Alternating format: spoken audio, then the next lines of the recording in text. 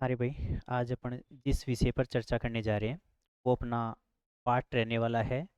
जो कर्मचारी चयन बोर्ड की जो एग्ज़ाम होती है, कौन सी, लेब असिस्टेंट। अब लेब असिस्टेंट में पहले जो वैकेंसीज आती थी वो केवल साइंस स्ट्रीम में आती थी, लेकिन चूंकि पिछली बार से ज्योग्राफी में पोस्ट क्रिएट की गई है। और ये जो लेब असिस्टेंट ज्योग्राफी की जो पोस्ट क्रिएट की गई है ये केवल कॉलेज एजुकेशन के लिए की गई है। अब कॉलेज एजुकेशन में होने की वजह से पिछली बार चूंकि पोस्ट की संख्या क्या थी, सीमित थी। लेकिन चूंकि जब अपन साइंस स्ट्रीम में बात करते हैं तो साइंस स्ट्रीम में जो लैब असिस्टेंट की पोस्ट होती है वो स्कूल के लिए होती है। और जिस दिन स्कूल के लिए ज्योग्राफी में लैब असिस्टेंट की पोस्ट क्रिएट हो जाएगी उस दिन वैकेंसीज की क्या आने वाली है, एक प्रकार से बाढ़ आने वाली है।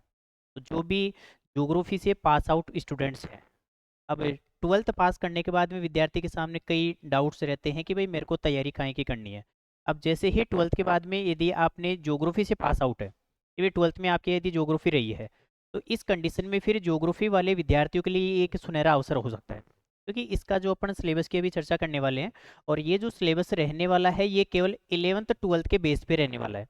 ये जो अपन ने 11th 12th में जो पढ़ा है वो ही इसमें कम्प्लीटली ऐड किया गया है। और इसके साथ कुछ पार्ट्स आपके लिए जीके का ऐड किया गया है, क्योंकि 12वीं पास करने के बाद में चूंकि आप 3 साल जो ग्रेजुएशन में खराब करते हैं, उन 3 सालों के अंतर्गत आपके पास में एक अच्छा समय और अच्छे समय के साथ साथ क्वालिटी कंटेंट के साथ आप इसको तैयार करके अच्छे से रिवाइज करके एक आराम से अपनी पोस्ट जनरेट कर सकते हो। एक कम समय में आप क्या लग सकते हो, नौकरी लग सकते हो छोटी सी आयु में। फिर आपके जो बड़े सपने हैं उन सपनों को आप आराम से क्या कर सकते हो, पूरे कर सकते हो। अब इसमें अपन सबसे पहले जनरली जो बात करेंगे वो बात करेंगे अपना इसमें सिलेबस क्या डाला हुआ है, और उस सिलेबस के अंतर्गत अपनी इसमें क्या प्लानिंग रहेगी, और उस प्लानिंग के साथ साथ अपने इस सिलेबस को कितने समय में किस प्रकार से कंप्लीटली करने वाले हैं। तो सबसे पहले चूंकि अपन बात करें तो टोटल आपकी जो एग्जाम रहने वाली है वो रहने वाली है 300 मार्क्स की।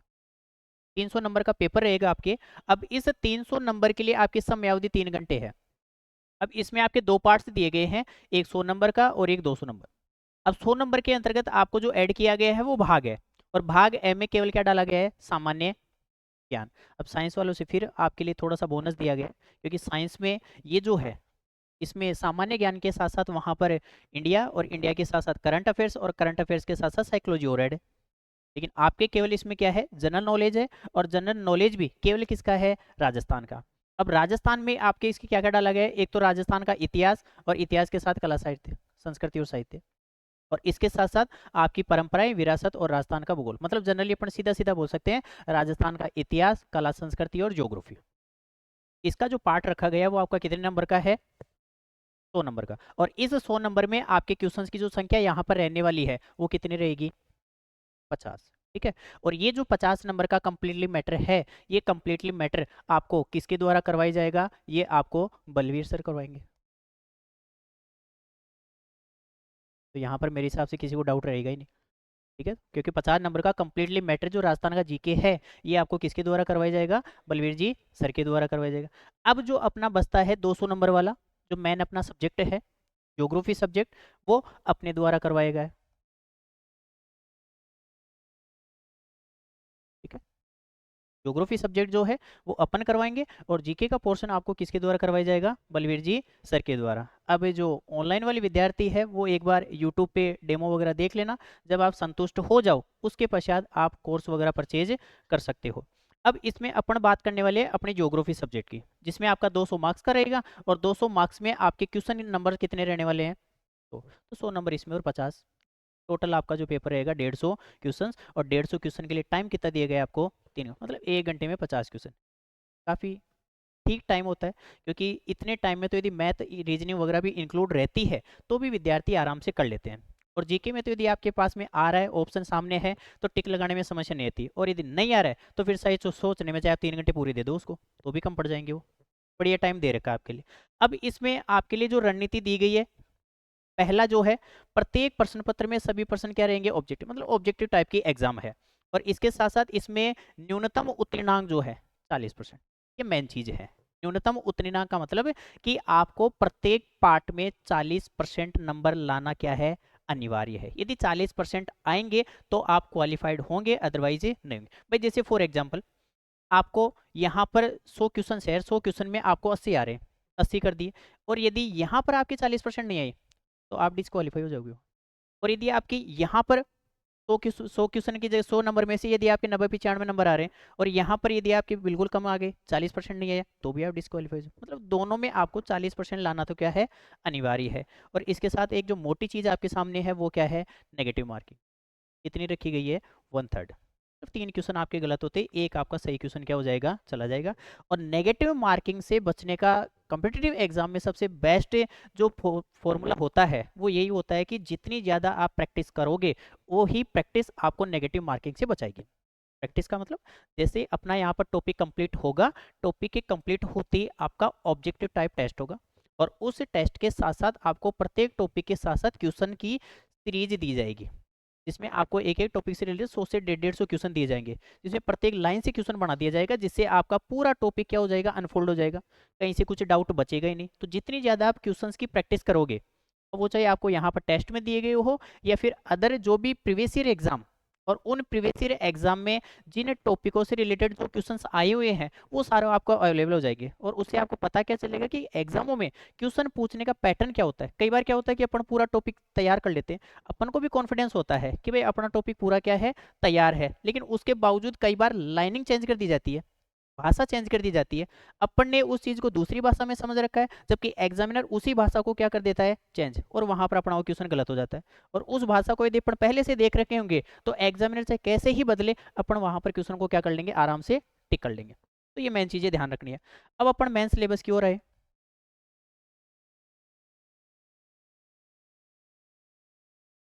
ये आपका इसमें इतिहास, कला, संस्कृति और विरासत के टॉपिक डाले गए हैं, जो मेरे हिसाब से मेनली आपने सबने देख रखे होंगे, क्योंकि राजस्थान इतिहास और कला संस्कृति को कुछ भी नहीं छोड़ा है, कंप्लीटली इसमें क्या किया है, ऐड किया है। और इसी के साथ जो आपने राजस्थान भूगोल है, उस राजस्थान भूगोल के अंतर्गत स्थिति विस्तार मतलब जनरल इंट्रोडक्शन, और उसके साथ में इसके जो भौतिक प्रदेश है और भौतिक प्रदेशों के साथ साथ अफवाह तंत्र, जलवायु, इसके अलावा मिट्टी है, प्राकृतिक वनस्पति है, वन एवं वन्य जीव, बायोडाइवर्सिटी, और इसके अलावा पर्यावरणीय और पारिस्थितिकीय मुद्दे, जो भी पर्यावरणीय समस्याएं आ रही है वर्तमान में। इसके अलावा मरुस्थलीकरण है, कृषि जलवायु प्रदेश है, पशुधन है, बहुउद्देशीय परियोजनाएं, सिंचाई परियोजनाएं, जल संरक्षण, परिवहन और खनिज संपदा है। मतलब यहाँ पर भी कुछ नहीं छोड़ा, कंप्लीटली राजस्थान भूगोल है, कंप्लीटली राजस्थान का इतिहास और कल्चर है। अब इसमें अपना जो सेकंड पार्ट है, मैन पेपर,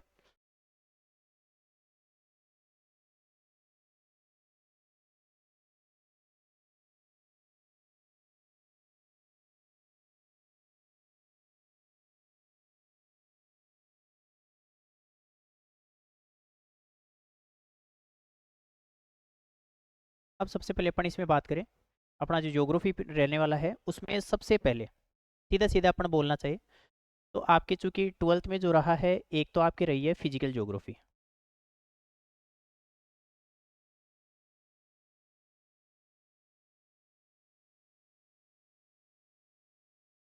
ठीक है, जिसे अपन सीधा सीधा बोल सकते हैं भौतिक भूगोल।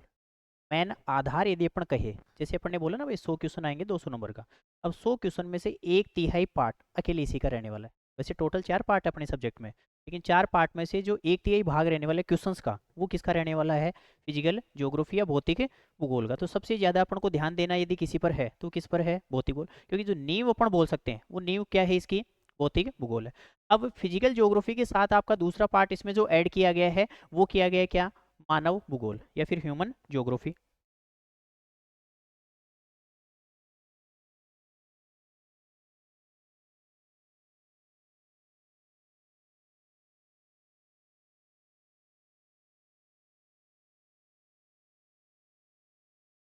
सेकंड पार्ट इसमें आपका है ह्यूमन ज्योग्राफी,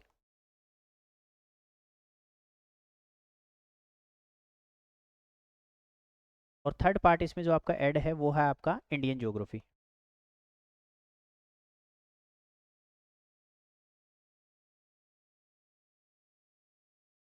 और चौथा पार्ट जो है आपका वो इसमें ऐड किया गया है कार्टोग्राफी। ये 4 पार्ट है कंप्लीटली। पहला तो आपका फिजिकल ज्योग्राफी, भौतिक भूगोल, मतलब जब भी अपन एक छोटी सी कहानी के माध्यम से देखें, तो जब भी एक छोटा बच्चा सतह के ऊपर जन्म लेता है, पैदा होता है, तो पैदा होते ही वो सबसे पहले जिस चीज़ का अनुभव कर पाता है वो कर पाता है धरातल का। क्योंकि सबसे पहले चाहे वो बैठना सीखता हो या फिर चाहे प्रारंभ में चलना प्रारंभ करता हो, एक सतह के ऊपर चलता है। तो सबसे पहले उसके सामने जो एक समस्या आती है कि भाई ये है क्या,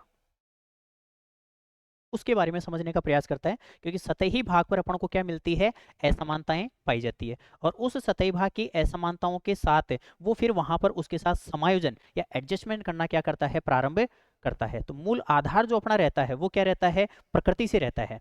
तो प्राकृतिक तथ्यों की जानकारी अपन भूगोल की जिस शाखा में करते हैं वो शाखा क्या रहती है, फिजिकल ज्योग्राफी या भौतिक भूगोल, जिसमें ले दे के अपन केवल बातें जो करेंगे किसकी करेंगे, प्रकृति के संदर्भ में करेंगे। दूसरा पार्ट जो है, अब चूंकि जब मानव प्रकृति के साथ समायोजन कर रहा है तो कई बार मानव क्या हो जाता है, अपने तकनीकी ज्ञान को इतना ज्यादा विकसित कर लेता है कि वो प्राकृतिक दशाओं के ऊपर क्या हो जाता है, हावी हो जाता है। और जैसे प्राकृतिक दशाओं के ऊपर हावी होता है, उन दशाओं को अपने अनुसार क्या कर लेता है, परिवर्तित कर लेता है, चेंज कर लेता है। और जैसे अपने अनुसार उसको चेंज करता है तो वहां पर मानवीय दशाएं अपन को ज्यादा प्रभावित दिखाई देने लग जाती है। जैसे यदि अपन एक किसी पर्वतीय भाग पर जाए तो पर्वतीय भाग पर अपन को मानवीय वातावरण, सांस्कृतिक वातावरण कम मिलता है और प्राकृतिक वातावरण क्या मिलता है, ज्यादा। मतलब वहां पर मानव ने प्रकृति की अधीनता स्वीकार करी है, प्रकृति के अनुसार रह रहा है। जबकि कुछ स्थानों पर ऐसे जाते हैं अपन जहां पर अपन को प्राकृतिक वातावरण दिखता ही नहीं, केवल मानवीय वातावरण की क्या मिलती है, अमीठी छाप मिलती है। जैसे आप किसी भी नगर में जा रहे हो तो वहां पर प्राकृतिक तथ्य आपको देखने को भी नहीं मिलेगा, कि वहां पर मानव प्रकृति पर क्या हो गया, हावी हो गया। या फिर अपन छोटा सा उदाहरण ऐसे दे सकते हैं कि भाई जैसे शीतकाल चल रहा है, अब यदि शीतकाल आते ही यदि आप शीतकाल को बिल्कुल क्या कर दो, इग्नोर कर दो, और आप स्वेटर पहनना ही बंद कर दो, होते हैं कुछ, देखा होगा स्कूल टाइम में स्पेशली देखा होगा आपने कि शीतकाल में दिसंबर जनवरी में बढ़िया वाली सर्दी पड़ रही है, लेकिन कई जीव ऐसे होते हैं जिनको सर्दी बिल्कुल ही नहीं लगती, उन्होंने प्रकृति को क्या कर दिया, हरा दिया, प्रकृति पर क्या हो गए, हावी हो गए। तो वो क्या है, वातावरण को अपने अनुसार बदल लिए। तो वहां पर मानवीय दशाएं आपको क्या दिखेगी, अधिक प्रभावित दिखेगी। लेकिन उसी वातावरण में कुछ ऐसे होते हैं जो वातावरण के अनुरूप क्या हो जाते हैं, डल जाते हैं, मतलब जिनको ठंड ज्यादा लगती है और वो एक की बजाय दो दो स्वेटर पहन के आ जाते हैं, वो प्रकृति के क्या हो जाते हैं, अधीन। जबकि कुछ क्या कर लेते हैं, प्रकृति को अपने अनुरूप क्या कर लेते हैं, परिवर्तित कर लेते हैं। तो एक प्राकृतिक प्रभावी और एक है मानवीय प्रभावी। तो जहां पर प्रकृति प्रभावी हो तो कौन सा, फिजिकल, और जहां पर मानव प्रभावी वो कौन सा हो गया आपका, ह्यूमन ज्योग्राफी। तो दो पार्ट हो गए, एक फिजिकल का और एक इसका ह्यूमन का। अब एक इसमें अपना जो समीपवर्ती जो क्षेत्र अपना रखा गया है वो कौन सा है, इंडियन ज्योग्राफी। यानी ये एक इसकी अलग से ब्रांच बोल सकते हैं, ब्रांच तो खैर कह नहीं सकते क्योंकि ये प्रादेशिक रूप में आ जाता है। क्योंकि अपन जब अपना पहला टॉपिक स्टार्ट करेंगे उस पहले टॉपिक में बात करेंगे भूगोल को मोटे तौर पर प्रारंभ में दो शाखाओं में डिवाइड किया गया, एक क्रमबद्ध और एक कौन सा, प्रादेशिक। क्रमबद्ध का मतलब होता है सिस्टमेटिक एनालिसिस, मतलब किसी भी विषय को यदि अपन क्रमबद्ध रूप से अध्ययन करें, क्रम वाइज स्टेप बाई स्टेप, तो वो तो कौन सा होता है, क्रमबद्ध अध्ययन। लेकिन अपन उसी विषय को एक साथ न पढ़कर यदि उसको अपन ने क्या कर लिया, छोटे छोटे टुकड़ों में डिवाइड कर लिया, तो फिर वो कौन सा हो जाता है, प्रादेशिक अध्ययन हो जाता है। जैसे एक आप पढ़ते हो राजस्थान के खनिज, लेकिन जैसे आप सेंट्रल की कोई एग्जाम देते हो तो सेंट्रल की एग्जाम के अंतर्गत आप पढ़ते हो विश्व के खनिज या फिर भारत के खनिज। तो समस्त विश्व को जब आप एक इकाई मानकर उसका अध्ययन कर रहे हो तो वो तो कौन सा होता है, क्रमबद्ध अध्ययन। लेकिन जब आप उसी विश्व के एक छोटे टुकड़े का अध्ययन करते हो, अब आप राजस्थान पढ़ रहे हो, उसमें चाहे राजस्थान की ज्योग्राफी पढ़ो चाहे कल्चर पढ़ो, तो आप पूरे विश्व की बात थोड़ी करोगे। फिर राजस्थान की नदियां पढ़ रहे हो तो केवल राजस्थान की नदियों की बात करोगे, तो आप पूरे विश्व के छोटे से टुकड़े की बात कर रहे हो, तो वो उसका कौन सा अध्ययन हो जाता है, प्रादेशिक अध्ययन। तो ऐसे ही भारत का भूगोल एक क्या है, प्रादेशिक भाग है, तो पूरे विश्व के छोटे सा टुकड़ा है उसका अपन अध्ययन करते हैं। तो ये जनरल में इंडियन ज्योग्राफी हो जाएगा। और एक आपके जो इसमें ऐड है वो क्या है, कार्टोग्राफी है, जिसको अपन बोल सकते हैं मानचित्र कला, प्रैक्टिकल वाला पोर्शन।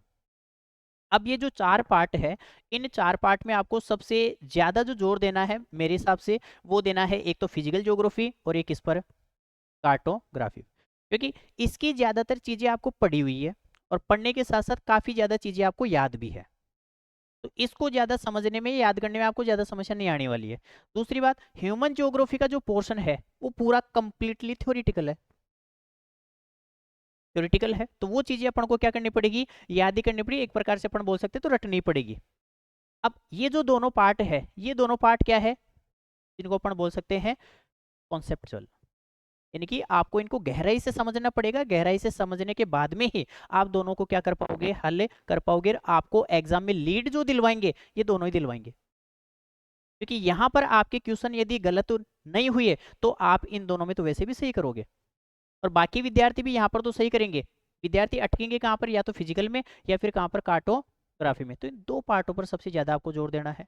और अपन वैसे तो चारों ही पार्टों को एक समान रूप से पढ़ेंगे, लेकिन जो अपन बात करें एग्जाम को पास करने की रणनीति, क्योंकि एग्जाम में तैयारी काफी लोग करते हैं लेकिन सिलेक्शन क्या होता है सीमित विद्यार्थियों का होता है, तो उसके लिए एक स्मार्ट अप्रोच का होना क्या होता है, अनिवार्य होता है। मतलब जो गलतियां बाकी विद्यार्थी कर रहे हैं वो गलती अपन को नहीं करनी है, तब तो अपना सिलेक्शन क्या हो जाएगा, आसानी से हो जाएगा। उसी को स्मार्ट अप्रोच बोलते हैं। तो ये 4 पार्ट है। अब इन 4 पार्ट के टॉपिक क्या क्या डाले गए अपने, उन टॉपिकों पर अपन एक बार बात कर लेते हैं। तो सबसे पहले अपना जो फिजिकल ज्योग्राफी है, इस फिजिकल ज्योग्राफी के अंतर्गत आपके जो डाले गए हैं, सबसे पहला जो डाला गया है वो है क्या, भूगोल एक समाकलित विषय के रूप में, भूगोल की शाखाएं और भौतिक भूगोल का महत्व। इसमें सबसे मेन अपना जो पार्ट है वो ये। तो टॉपिक का नाम तो काफी बड़ा डाला हुआ है, वैसे नाम देख के डर भी लग जाता है भाई इतना बड़ा नाम है टॉपिक का, ठीक है। तो इसमें अपना ध्यान देने वाली जो चीज है वो क्या है, भूगोल की शाखाएं। टॉपिक के साथ अपन ये भी बात करेंगे भी पिछले एग्जाम में कहाँ से क्वेश्चन आया था, और पिछले एग्जाम में नहीं, अदर एग्जामों में भी जो क्वेश्चन आते हैं उनको भी अपन 7 टॉपिक के साथ देखते चलेंगे। जैसे पिछले एग्जाम में यहाँ से क्वेश्चन आया था कि भौतिक भूगोल की शाखाएं कौन कौन सी है। अब उसमें 4 नाम डाले हुए थे, भूआकृति विज्ञान, जलवायु विज्ञान, जल विज्ञान और जैव विज्ञान, और चारों ही शाखाएं हैं। तो नीचे ऑप्शन था उपरोक्त सभी, ठीक है। तो यहाँ से एक क्वेश्चन बना, तो क्वेश्चन बनने की संभावना इसमें सबसे ज्यादा जो है वो कहाँ से है, शाखाओं से है, ठीक है। इसके अलावा महत्व जनरली आप बता ही दोगे, यदि महत्व से कोई क्वेश्चन बना के भी आ जाता है, अप्लाई टाइप भी आ जाता है, तो वहां पर अपनी गलती होने की संभावना नहीं रहेगी, ठीक है। दूसरा क्वेश्चन इसमें डाला गया है क्या, पृथ्वी की, क्योंकि अपन भूगोल पढ़ रहे हैं, भूगोल में आगे अपन बात करेंगे भूगोल है क्या, सामान्यतः जियोग्राफी, और 2 शब्द लिए गए यहाँ से, एक जियो और एक कौन सा, ग्राफोस। जियो मीन्स क्या होता है, अर्थ, और ग्राफोस मीन्स क्या होता है, वर्णन करना। तो सामान्य अर्थ क्या है भूगोल का, पृथ्वी का वर्णन करना या अध्ययन करना।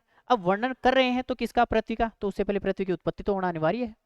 दूसरा टॉपिक जो आपका इसका है वो क्या है, पृथ्वी की उत्पत्ति एवं विकास, किस प्रकार से हुई, कितने समय पहले हुई, और उत्पत्ति होने के लिए कौन कौन से लोगों ने अपने विचार क्या क्या दिए। तो पृथ्वी की उत्पत्ति के संदर्भ में चाहे सिद्धांत बोल दो या फिर चाहे संकल्पनाएं बोल दो, कौन कौन से लोगों की रही, वो सारी इस टॉपिक में रहेगी। इसके बाद में आगे आएगा पृथ्वी की आंतरिक संरचना, क्योंकि जैसे आप देख लो कि पृथ्वी बन गई है, ओरिजिन हो गया है, अब ओरिजिन होने के पश्चात पृथ्वी पर जितने भी चेंजेज है, जितनी भी ये असमानताएं अपन को देखने को मिल रही है, ये असमानताएं उत्पन्न हुई क्यों है, इन असमानताओं के उत्पन्न होने के लिए जो पदार्थ आया है वो पदार्थ आया कहाँ से है। तो ये मानव के मन में जिज्ञासा बनी हुई है, आज से ही नहीं, प्राचीन काल से, जब से मानव का 10,000 वर्ष पहले ओरिजिन हुआ था। तो ये जो मूल पदार्थ है सारा आ कहाँ से रहा है, नीचे से। तो पहले आपको नीचे का तो पता होना चाहिए।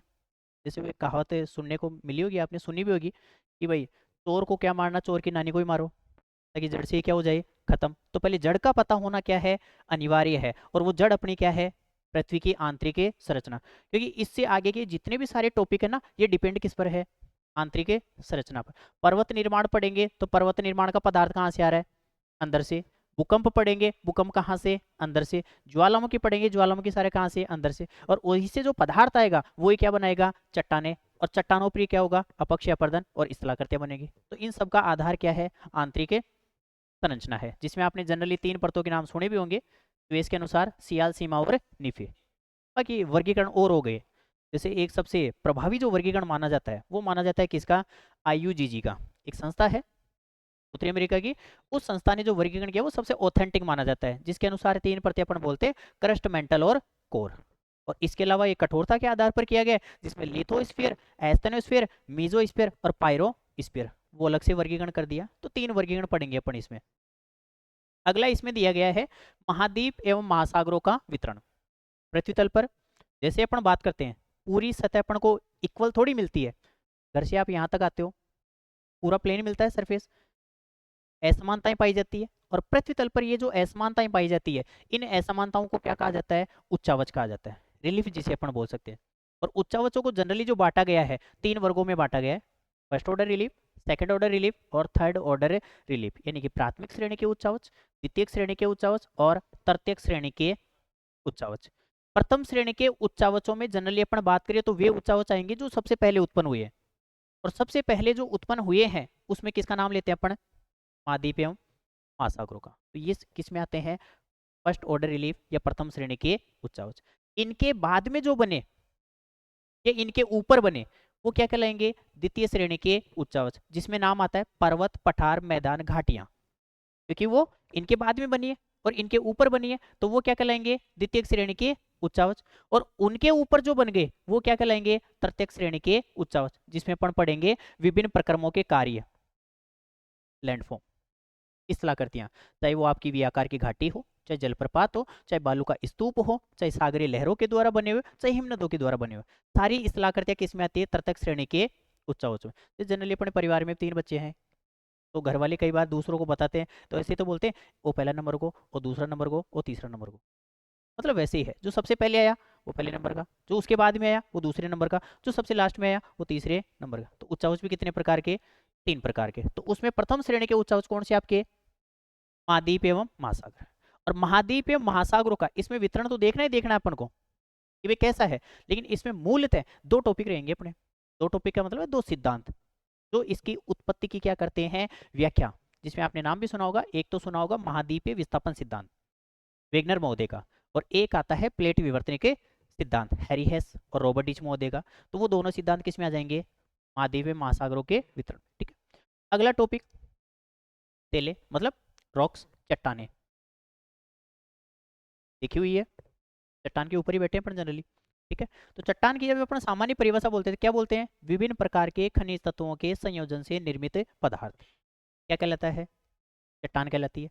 अब उसमें विभिन्न प्रकार के खनिजों का संयोजन है, लेकिन खनिज की परिभाषा अपन क्या बोलते हैं, भूगर्भ से खोदकर निकाले गए पदार्थ जो जैविक व अजैविक तथा कार्बनिक व अकार्बनिक तत्वों के संयोजन से निर्मित है वो क्या कहलाते हैं, खनिज कहलाते हैं। और उन खनिजों के संयोजन से जो पदार्थ बना वो पदार्थ क्या कहलाता है, चट्टान। अब चाहे आप नीचे वाली को चट्टान बोल सकते हो या फिर अपन स्वयं भी क्या है, चट्टान। वो स्टेबल चट्टान है और अपन गतिशील चट्टान है। अपने में मैग्नीशियम है, कैल्शियम है, फास्फोरस है, सारे तत्व अवेलेबल है, तो वो सारे क्या है, खनिज ही तो है। और खनिजों से निर्मित जो पदार्थ हो गया वो क्या है, चट्टान है। तो वो स्थिर है और अपन क्या हो सकते हैं, चल सकते हैं। अंतर यही है, बाकी चट्टान ये अपन ले देंगे। जरूरी नहीं भाई चट्टान कठोर ही हो, चट्टान क्या हो सकती है, मुलायम भी हो सकती है। ठीक है, तो चट्टानों के प्रकार आ जाएंगे सारे और उनकी विशेषताएं क्या क्या हो सकती है। इसके अलावा भू आकृतिक प्रक्रियाएं, जियोमॉर्फिक प्रोसेस जिसे अपन बोल सकते हैं। और भू आकृतिक प्रक्रियाओं के अंतर्गत अपन इसमें पढ़ते हैं बल। और पृथ्वी तल पर कार्य करने वाले जो बल है वो कितने प्रकार के होते हैं, 2 प्रकार के, एक अंतर्जात और एक कौन से, बहिर्जात। जनरली अपन बात करते हैं तो अपने के ऊपर भी 2 ही प्रकार के बल कार्य करते हैं। एक तो अपने अंदर से जो विचार आया वो तो कौन से बल होते हैं, अंतर्जात बल। एक बाहर से जो विचार अपने ऊपर थोपे जा रहे हैं वो कौन से होते हैं, बहिर्जात बल। प्रभावी कौन से होते हैं, बहिर्जात या अंतर्जात, अंतर्जात। मतलब ज्यादा रिजल्ट जल्दी मिलने की संभावना किसमें होती है, अंतर्जात में। मतलब अपने अंदर से जो विचार आया वो ज्यादा प्रभावी होता है और रिजल्ट या सक्सेस मिलने की दर भी उसी पर डिपेंड करती है। जैसे फॉर एग्जांपल अपने अंदर से विचार आया भाई अपन को तैयारी लेबर असिस्टेंट की करनी है, ये अपना विचार है, अंतर्जात बल है। लेकिन जैसे अपन घर वालों को बोलते हैं, आस पड़ोस रिश्तेदारों को पता चलता है, तो फिर घर वाले हो या फिर कोई भी क्या करेगा, लेबर असिस्टेंट वो नगर पालिका में चतुर्थ श्रेणी की आई हुई है, वो थोड़ी आसान रहेगी, उसमें थोड़ी जल्दी सिलेक्शन हो जाएगा, उसकी तैयारी कर ले। और यदि अपन अपने विचार को तो दबा दिया, मतलब अंतर्जात बल को तो क्या कर दिया, निष्क्रिय, और बहिर्जात बल को क्या कर लिया, प्रभावी कर लिया, और अपन उसकी तैयारी करने लग गए, तो चूंकि अपना मन तो किधर अटका हुआ है, लेबर असिस्टेंट। और वहां पर अपन जितना एफर्ट्स लगा सकते हैं, जितनी मेहनत कर सकते हैं, उतनी मेहनत नहीं होगी तो सफलता के मिलने के चांसेस भी उतने क्या हो जाएंगे, कम। वैसे ही अपन पृथ्वी तल पर बात करेंगे भी ज्यादा प्रभावी बल कौन से होते हैं, अंतर्जात बल होते हैं, क्योंकि उनसे तुरंत सतह पर क्या हो जाता है, परिवर्तन उत्पन्न हो जाता है। तो दोनों प्रकार के बल आ जाएंगे उसमें, अंतर्जात और बहिर्जात। किसमें, भू आकृतिक प्रक्रियाओं में। प्रक्रियाओं के बाद में इसमें अपना रहेगा स्थल रूप एवं उनका विकास, जो भी अपन बोले थे कि तृतीयक श्रेणी के जो उच्चावच है वो सारे किस में आ जाएंगे, स्थल रूप एवं उनके विकास में, कि पृथ्वी तल पर कौन कौन से प्रक्रम कार्य कर रहे हैं। अब प्रक्रमों में देखते हैं अपन कि जैसे आर्द्र जलवायु है तो वहां पर नदी, शुष्क दशाएं हैं वहां पर पवन। जैसे आप राजस्थान का थार का मरुस्थल पढ़ते हो तो वहां पर बालू का स्तूपों की बात होती है। ले दे के सारा कार्य किसका होता है, पवन का ही होता है, पवन ही बनाती है सारी। नदी का कहीं नाम आता है वहां पे, नहीं आती। और यदि गलती से कोई आती भी है तो फिर वो कौन से अफवाह तंत्र में डाल दी जाती है, अंत स्थलीय अफवाह तंत्र में। मतलब वहां पर नदी का कार्य प्रभावी नहीं होता। यदि अपन ठंडे प्रदेशों में चले जाए तो वहां पर किसका कार्य प्रभावी हो जाता है, हिमनद का कार्य। यदि अपन तटवर्ती क्षेत्रों के पास में चले जाए तो वहाँ पर किसका कार्य हो जाता है, सागरीय लहरों का। यदि अपन कहाँ चले जाए, चूनायुक्त क्षेत्रों में, तो वहाँ पर भूमिगत जल का कार्य प्रभावी हो जाता है। तो अलग अलग दशाओं में अलग अलग प्रक्रम क्या करता है, कार्य करता है। तो उन सबका कार्य किस में आ जाएगा, स्थल रूप एवं उनका विकास। ये जो यहाँ से यहाँ तक ये जो बातें करी अपन ने 7 टॉपिक की, ये 7 टॉपिक जो है फिजिकल ज्योग्राफी की एक ब्रांच है, और उस ब्रांच का अपन नाम बोलते हैं भू आकृति विज्ञान। इसके अंतर्गत आते हैं सारे, मतलब जितनी भी बातें अपन ने करी सतह के अलावा कुछ करी। और जब भी धरातल का अध्ययन किया जाता है तो धरातल के अध्ययन करने वाली शाखा क्या कहलाती है, भू आकृति विज्ञान। अब भू आकृति विज्ञान का जैसे अपन बात कर लेंगे तो अगला टॉपिक आएगा क्या, वायुमंडल। और जैसे आप वायुमंडल में चले गए तो मतलब आप कौन सी शाखा में चले गए, अपन चले गए जलवायु विज्ञान में, क्लाइमेटोलॉजी में। तो ये दूसरी शाखा चालू हो गई जियोमॉर्फोलॉजी की, वो सॉरी भौतिक भूगोल की, कौन सी, जलवायु विज्ञान। क्योंकि जनरली अपन पृथ्वी तल पर जब परिमंडलों की बात करते हैं तो 4 आते हैं, स्थलमंडल, जलमंडल, वायुमंडल और जीवमंडल। एक तो जहां पर अपन रह रहे हैं वो आपका कौन सा, स्थलमंडल। एक इसके ऊपर पाया जाता है कौन सा, वायुमंडल। एक इसके दूसरा समकक्ष पाया जाता है कौन सा, जलमंडल। और जहां पर तीनों का मिलन हो गया वहां पर किसका विकास होगा, जीवों का। तो वहां पर कौन सा बनेगा, जैव मंडल। तो ये 4 मुख्य शाखाएं हैं किसकी, भौतिक भूगोल की। तो इसमें पहला रहेगा अपना क्या, वायुमंडल, उसकी संगठन और उसकी संरचना, मतलब एक तो बना कैसे वो, कौन कौन से तत्वों के संयोजन से बना, उन तत्वों की उपयोगिता क्या है वायुमंडल में, जैसे जलवाष्प क्या काम कर रहा है, धूलकण क्या कर रही है, और गैसें क्या काम कर रही है, कितनी मात्रा अवेलेबल है उसकी। और इसके अलावा उसकी परतें, जो अपन 5 परतें जनरली बोलते हैं। वैसे 2 वर्गीकरण पढ़ेंगे अपन इसमें, एक भौगोलिक और एक रासायनिक। भौगोलिक में तो 5 परतें, मंडल, क्षमता मंडल, मध्य मंडल, आयन मंडल और ब्रह्मंडल। और रासायनिक वर्गीकरण में 2 परतों में बांट दिया, एक सममंडल और एक विषम मंडल। वो पूरा किस में रहेगा, वायुमंडल। वायुमंडल के बाद में इसमें अपना रहेगा सूर्यताप, ऊष्मा संतुलन और तापमान का वितरण। मतलब पृथ्वी तल पर जितने भी अपन जैविक क्रियाएं देख रहे हैं उन सारी जैविक क्रियाओं के लिए उत्तरदायी एक ही कारक है आपका, कौन है, सूर्य। यदि सूर्य का ताप नहीं आए, सूर्य से ऊर्जा मानव को मिलना या सतह पर आना बंद हो जाए, तो पृथ्वी पर जितने भी ये जो आप परिवर्तन देख रहे हो ये सारा परिवर्तन दिखना क्या हो जाए, आपको बंद हो जाए। तो इस सब के लिए उत्तरदायी कौन है, सूर्य है। तो सूर्य ताप, उसका बजट कितना आया कितना गया। भाई बजट सरकारी जो प्रतिवर्ष पेश करती है उसमें यही तो बताती है कि भाई एक वर्ष में इन इन स्रोतों से हमारे पास इतनी आय आई, और उस आय को हमने इन इन स्रोतों में वहां पर लगा दिया, कितना आया और कितना गया, वही क्या होता है, बजट होता है। तो ऐसे ही पृथ्वी के पास में सूर्य से जितनी ऊर्जा आ रही है उस ऊर्जा को पृथ्वी ने किस किस काम में लिया, और काम में लेने के पश्चात वापस उसको कहाँ भेजा, तो उसका लेखा जोखा क्या हो जाएगा, ऊष्मा संतुलन या ऊष्मा बजट हो जाएगा। और एक तापमान का वितरण, जो टेम्परेचर है या जो तापमान है वो पृथ्वी तल पर किस प्रकार से विकिरित है, क्योंकि सूर्य की ऊर्जा तो समान आ रही है। लेकिन जब अपन पृथ्वी तल पर बात करते हैं तो कुछ स्थानों पर तापमान आवश्यकता से ज्यादा और कुछ स्थानों पर आवश्यकता से भी क्या हो जाता है, कम हो जाता है। उसके लिए कोई ना कोई कारक तो उत्तरदायी है। तो सारी बातें अपनी इसमें रहेगी।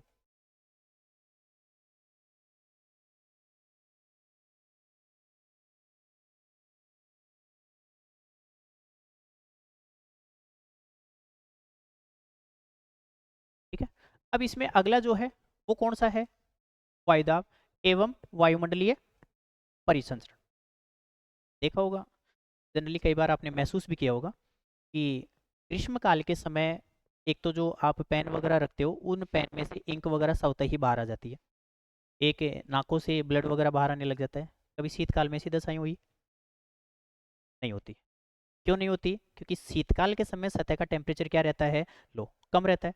जब तापमान कम रहेगा तो इसके संपर्क में आने वाली जो वायु है वो वायु भी क्या रहेगी, ठंडी रहेगी, और ठंडी होकर सतह के पास में इकट्ठी हो जाएगी। और जैसे ही सतह के पास में इकट्ठी होगी तो उस वायु का जो भी भार है वो सारा कहाँ लगेगा, उस सतह के ऊपर, क्योंकि पूरा जो वायुमंडल है वो सतह के ऊपर टिका हुआ है।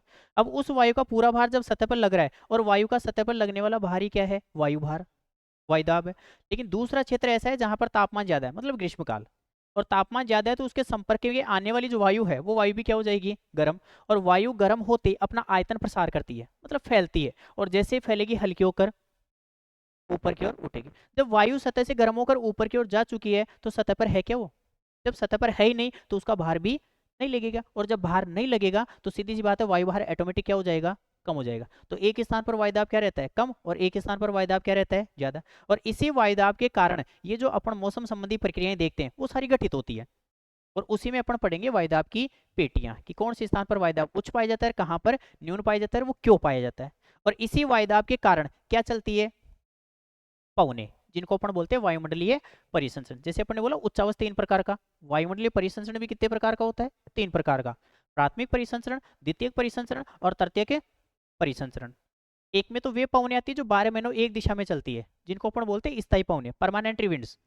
वो तो कौन सी में आती है, प्राथमिक परिसंचरण। एक वे पवने आती है तो ऋतु या मौसम के अनुसार अपनी दिशा को क्या कर लेती है, बदल लेती है, वो कहलाती है द्वितीय के परिसंचरण, जिन्हें अपन बोलते हैं सामयिक पवने। जैसे आपने नाम सुना होगा, मानसूनी पवन है, जल समीर है, स्थल समीर है, पर्वत समीर है, घाटी समीर है, चक्रवात है, प्रतिचक्रवात है, ये सारे किस में आते हैं, द्वितीय के परिसंचरण में। और एक वे पवने आती है जो पर्टिकुलर किसी क्षेत्र विशेष पर प्रभावित होती है, जिन्हें अपन बोलते हैं लोकल पवने, जैसे वो कौन सी में आती है, तृतीय के परिसंचरण में। तो इन तीनों प्रकार की पवनों को अपन किस में पढ़ेंगे, वायुमंडलीय परिसंचरण। तो वायुदाब एवं वायुमंडलीय परिसंचरण। और उसके बाद में वायुमंडल में जल, जिसमें वाष्पीकरण, संघनन, वर्षा और वर्षा के प्रकार और उसका वितरण। कि वायुमंडल में जो जल है वो किस प्रकार से अवेलेबल है, वैसे अपन वायुमंडल में पढ़ लेंगे इसको जलवाष्प में, लेकिन ये जलवाष्प काम क्या क्या करती है और क्या क्या इससे प्रक्रियाएं घटित होती है, उसमें रहेगा अपना वाष्पीकरण, संघनन और उसके बाद में वर्षा और वर्षा के प्रकार और वितरण। इसके साथ इसमें रहेगा क्या, विश्व की जलवायु का वर्गीकरण। अब इसमें डाल रखा है किसके अनुसार पढ़ना है आपको, कोपेन के अनुसार, क्योंकि विश्व की जलवायु को बांटने में, जलवायु वर्गीकरण करने में जो योगदान रहा है, कोपेन का है, थॉर्नवेट का है, ट्रिवार्ता का है, क्रिचफील्ड का है, अलग अलग लोगों का है, लेकिन उसमें आपके सिलेबस में केवल किसको डाला गया है, कोपेन का, जो जनरली आप राजस्थान के संदर्भ में पढ़ते हो कई बार, लेकिन राजस्थान के संदर्भ में केवल छोटा लघु रूप है, उसको पूरा विस्तृत रूप से अपन यहाँ पर पढ़ेंगे, तो कोपेन का। इसके अलावा इसमें कुछ वायुमंडलीय घटनाएं हैं, एक तो हरित गृह प्रभाव, ग्रीन हाउस इफेक्ट है, इसके अलावा भूमंडलीय उष्मन, ग्लोबल वार्मिंग है, और इसके अलावा जलवायु परिवर्तन, क्लाइमेटिक चेंज है। ये सारी क्या है, वायुमंडलीय समस्याएं हैं, जिनको अपन आपदाओं में पढ़ते हैं वैसे जनरली, ठीक है। और इसके अलावा एक रहेगा इसमें क्या, जलीय चक्र एवं अंतः समुद्री उच्चावच, जो भी अपन ने बोला था ना पीछे, जलवायु विज्ञान, तो जलवायु विज्ञान के अंतर्गत वायुमंडल से लेके जलवायु वर्गीकरण तक, ये सारे टॉपिक इसके हैं जलवायु विज्ञान। और उसके बाद में आपकी तीसरी ब्रांच चालू हो जाती है, कौन सी, समुद्र विज्ञान, या जिसको अपन बोल सकते हैं क्या, जल मंडल।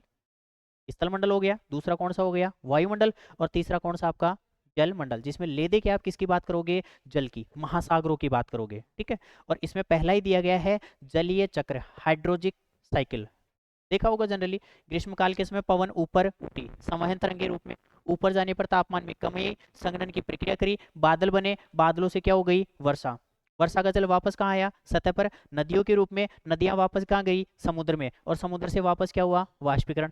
तो ये सर्किल लगातार क्या रहता है, जारी।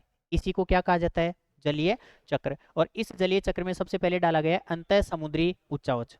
अंतः समुद्री का मतलब सागर के अंदर, जैसे अपन महाद्वीपों पर बात करते हैं ना पर्वत पठार मैदानों की, वैसे ही पर्वत पठार मैदान आपको कहाँ मिलेंगे, महासागरों में। तो महासागरीय नितल पर पाए जाने वाले जो उच्चावच है, वो सारे उच्चावच इसके अंतर्गत आ जाएंगे। जैसे आपने नाम सुना होगा मध्य अटलांटिक कटक, अटलांटिक महासागर के बीचों बीच। जैसे अपन बात करते हैं हिंद महासागर में, एक तरफ लक्षद्वीप है, एक तरफ अंडमान निकोबार है, तो वो क्या है, उच्चावच ही तो है, जो द्वीपों के रूप में बसे हुए हैं। तो वो किस पर बसे हुए, कटक के ऊपर बसे हुए हैं। अब कटक क्या है, जैसे अपने महाद्वीपों पर पर्वत, सेम वैसी स्थलाकृति यदि कहाँ मिल गई आपको, महासागरों के पैंदे पर, तो वो क्या है, वहां पर कटक कहलाएगी। स्थलाकृति सेम ही है, लेकिन निर्माण प्रक्रिया, उनका स्थान क्या है, अलग अलग है, ठीक है। जैसे कोई बालिका होती है, घर पे नाम क्या होता है, अलग, ससुराल में नाम आती चेंज हो जाता है, बालिका थोड़ी चेंज हो गई, वही है, लेकिन नाम क्या हो गया, चेंज हो गया। उसी प्रकार स्थलाकृति वही है, लेकिन अवस्थिति बदल गई, एक महाद्वीप पर है और एक कहाँ पर पाई जाती है, महासागर पर पाई जाती है। इसके अलावा महासागरीय जल का तापमान, जैसे पृथ्वी तल पर तापमान अलग अलग स्थल पर, वैसे ही महासागरों के जल का तापमान भी क्या पाया जाता है, अलग अलग पाया जाता है। और तापमान के साथ साथ एक और विशेषता होती है जल में, वो पाई जाती है लवणता, क्योंकि अपन जनरली बचपन से सुनते आ रहे हैं कि महासागरों का जल पीने योग्य नहीं होता है, वो कैसा होता है, खारा होता है। एक्चुअल में खारा तो नदियों का भी होता है, लेकिन नदियों में उन तत्वों की मात्रा क्या है, कम, और महासागरों में उन तत्वों की मात्रा क्या है, ज्यादा है। भाई जनरली आप पानी पी रहे हो, अब उस पानी में यदि आपने एक चुटकी नमक की डाल दी, आप पर कोई इंपैक्ट पड़ेगा, आप पी लोगे उसको आराम से।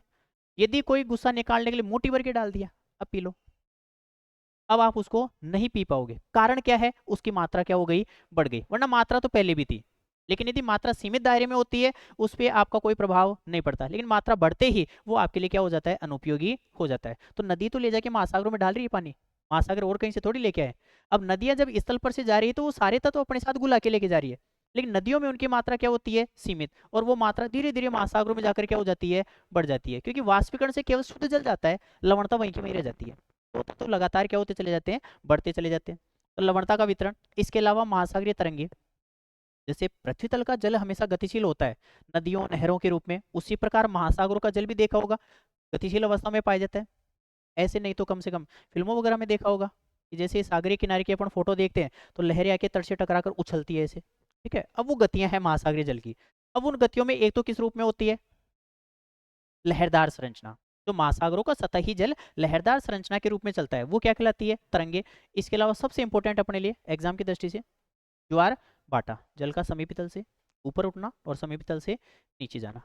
क्या प्रकार होते हैं, किन कारणों से उत्पन्न होता है, उत्पत्ति के सिद्धांत कौन कौन से हैं, और इसके अलावा महासागरीय, जिस प्रकार से महाद्वीपों पर नदियां, उसी प्रकार महासागरों में एक स्थान से दूसरे स्थान पर क्रमिक रेखीय प्रवाह है, ठीक है।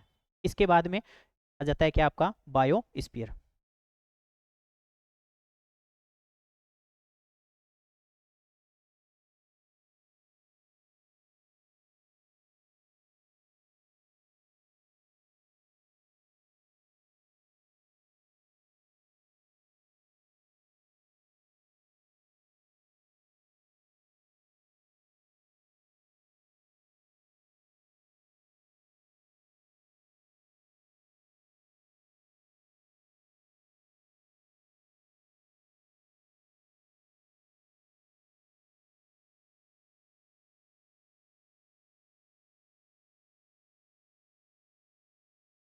ये कंप्लीटली एक,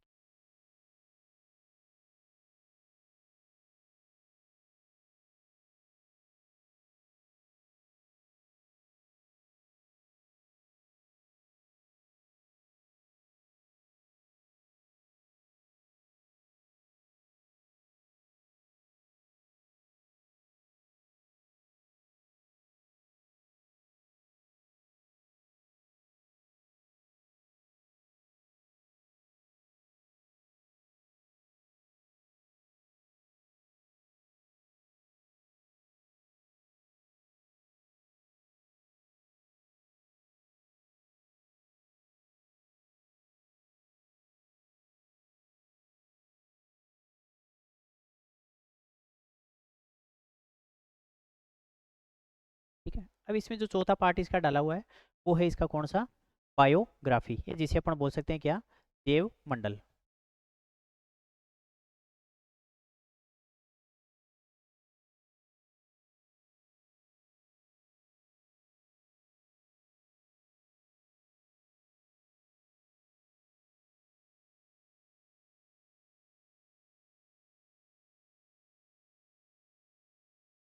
जैव मंडल, जैव मंडल में एक तो क्या है, जैव मंडल एवं पारिस्थितिकी तंत्र।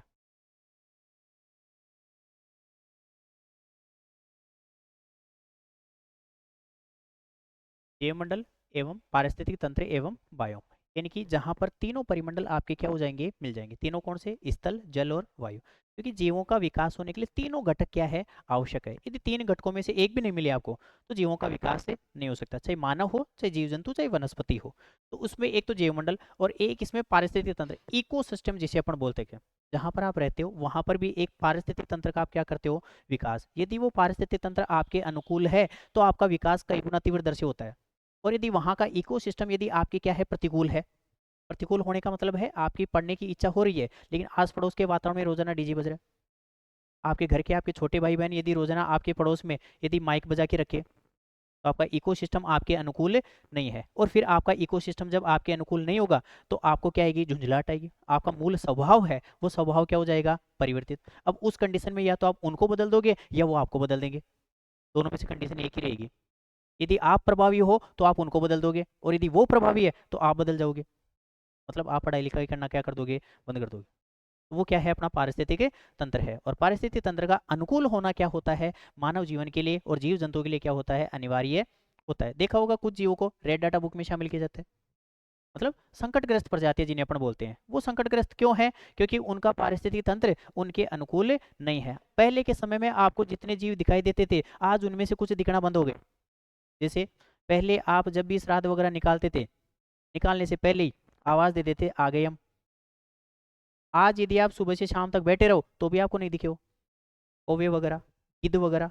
खाली गौचर भूमियां जो होती थी उनमें जब कभी आप गुजरते थे तो आपको डर लगता था, क्योंकि गिद्धों के झुंड बैठे रहते थे। लेकिन आज आपको गिद्ध दिखना क्या हो गए, बंद हो गए। मतलब उनका पारिस्थितिक तंत्र उनके क्या हो गया, प्रतिकूल हो गया। तो यदि अपना भी यदि वो प्रतिकूल हो जाएगा जिस दिन, तो अपना भी सतह से क्या हो जाएगा, विलोपन। और चल ही रहा है अभी वर्तमान में। देख रहे हो आप रोजाना न्यूज़पेपर में पढ़ रहे हो, फ्रंट पेज पे ही दिल्ली AQI 500 पार, 400 पार। मतलब दिल्ली में रहने वाला व्यक्ति जो है अपने जीवन के औसत के 10 से 15 साल गंवा रहा है वहां पे। यदि जिस व्यक्ति को 70 साल जीना था वो 55 में निपट जाएगा वहां पे। और NGT का तो ये कथन भी है, यदि कोई व्यक्ति वहां पर रह रहा है तो एक दिन में वहां पर सांस लेने का मतलब है प्रतिदिन वो 10 से 15 सिगरेट पी रहा है, चाहे वो पीता ही नहीं हो। लेकिन उतना प्रभाव उसके ऊपर वर्तमान में क्या हो रहा है, पड़ रहा है। तो वो वहां की घटना नहीं है, प्रत्येक भारत के अनेक शहरों की आज यही हालत है। अपने राजस्थान के चाहे भिवाड़ी की देख लो आप, जयपुर का AQI 300 पार चला जाता है। तो ये किसके कारण हो रहा है, ये हो रहा है जलवायु परिवर्तन के कारण। और जिसके लिए उद्योग भी उत्तरदायी है, परिवहन के साधन भी उत्तरदायी है, और मूल कारण तो उत्तरदायी कौन है, अपन स्वयं मानव है। ठीक है, तो ये सारे परिवर्तन हो रहे हैं। इसके अलावा बायोम, जो आपने सुना होगा मरुस्थलीय बायोम होता है, सवाना बायोम होता है। ठीक है, और इसके साथ इसमें कुछ चक्र है, जिसमें एक तो जैव भू रासायनिक चक्र, इसके अलावा जल चक्र जो पढ़ने पीछे भी पढ़ेंगे यहाँ पर भी, लेकिन एक बार पढ़ लेंगे उसको। उसके अलावा कार्बन चक्र, ऑक्सीजन चक्र और नाइट्रोजन चक्र। ये जो साइकिल है लगातार अपनी प्रोसेस जारी रखते हैं प्रकृति के अंतर्गत। और इसके अलावा इसी में आता है कौन, खनिज चक्र। ठीक है, इसके अलावा इसमें आता है कौन सा, जैव विविधता एवं संरक्षण, बायोडाइवर्सिटी और उसका कंजर्वेशन। और इसमें सबसे इंपॉर्टेंट आपके लिए रहने वाले हैं जो जैव विविधता को बचाने के लिए जो सम्मेलन आयोजित किए गए, जो प्रोटोकॉल आयोजित किए गए। इसमें आपने सुना होगा वन्य जीव संरक्षण अधिनियम, है ना। इसके अलावा हाथी संरक्षण परियोजना, गिद्ध संरक्षण परियोजना, बाघ संरक्षण परियोजना, वो सारी परियोजनाएं आपकी इसके अंतर्गत रहने वाली है। और इसके बाद में अपना जो मूल भाग स्टार्ट होगा वो कौन सा होगा, इंडिया। ठीक है, अब इसमें इंडिया में जनरली आपकी सबसे पहले क्या रहेगी, इसकी जनरल इंट्रोडक्शन में आपकी स्थिति है, आकार है और इसके पड़ोसी देश। इसके बाद में दूसरा इसमें टॉपिक है भू आकृतिक खंड, जिसको अपन बोलते हैं फिजियोग्राफी डिवीजन बोल दो, या फिर आप बोलते हो भौतिक प्रदेश। वो तो चाहे आप राजस्थान पढ़ो चाहे भारत पढ़ो, सबसे पहला टॉपिक मूल जो होता है वो क्या होता है, भौतिक प्रदेश। भारत राजस्थान में यदि आपको दोनों को कवर करना है, 3 टॉपिक ध्यान से पढ़ लो। एक तो उसका जनरल इंट्रोडक्शन, सीमाएं वगैरह, क्षेत्रफल वगैरह, उसके जिले राज्यों की सीमाएं कहाँ कहाँ पर टच हो रही है, कौन कौन से हैं, कौन सा कहाँ पर अवस्थित है। उसके बाद में उसके भौतिक प्रदेश, और भौतिक प्रदेशों के बाद में उसकी जलवायु। 3 टॉपिक यदि आपको कवर है, किसी भी टॉपिक में दिक्कत नहीं आएगी। और यदि 3 टॉपिक आपके कमजोर है तो सारे टॉपिकों में समस्या आनी है, क्योंकि सारे बाकी जो टॉपिक है वो इन्हीं तीनों टॉपिकों के ऊपर डिपेंड रहेंगे। चाहे वो आपकी मिट्टियाँ हो, चाहे आपकी वनस्पति हो, चाहे आपकी फसलें हो, चाहे आपके खनिज संसाधन हो। ठीक है, या फिर चाहे आपके उद्योग धंधे और परिवहन हो, वो सारी इन तीन पर डिपेंड करते हैं।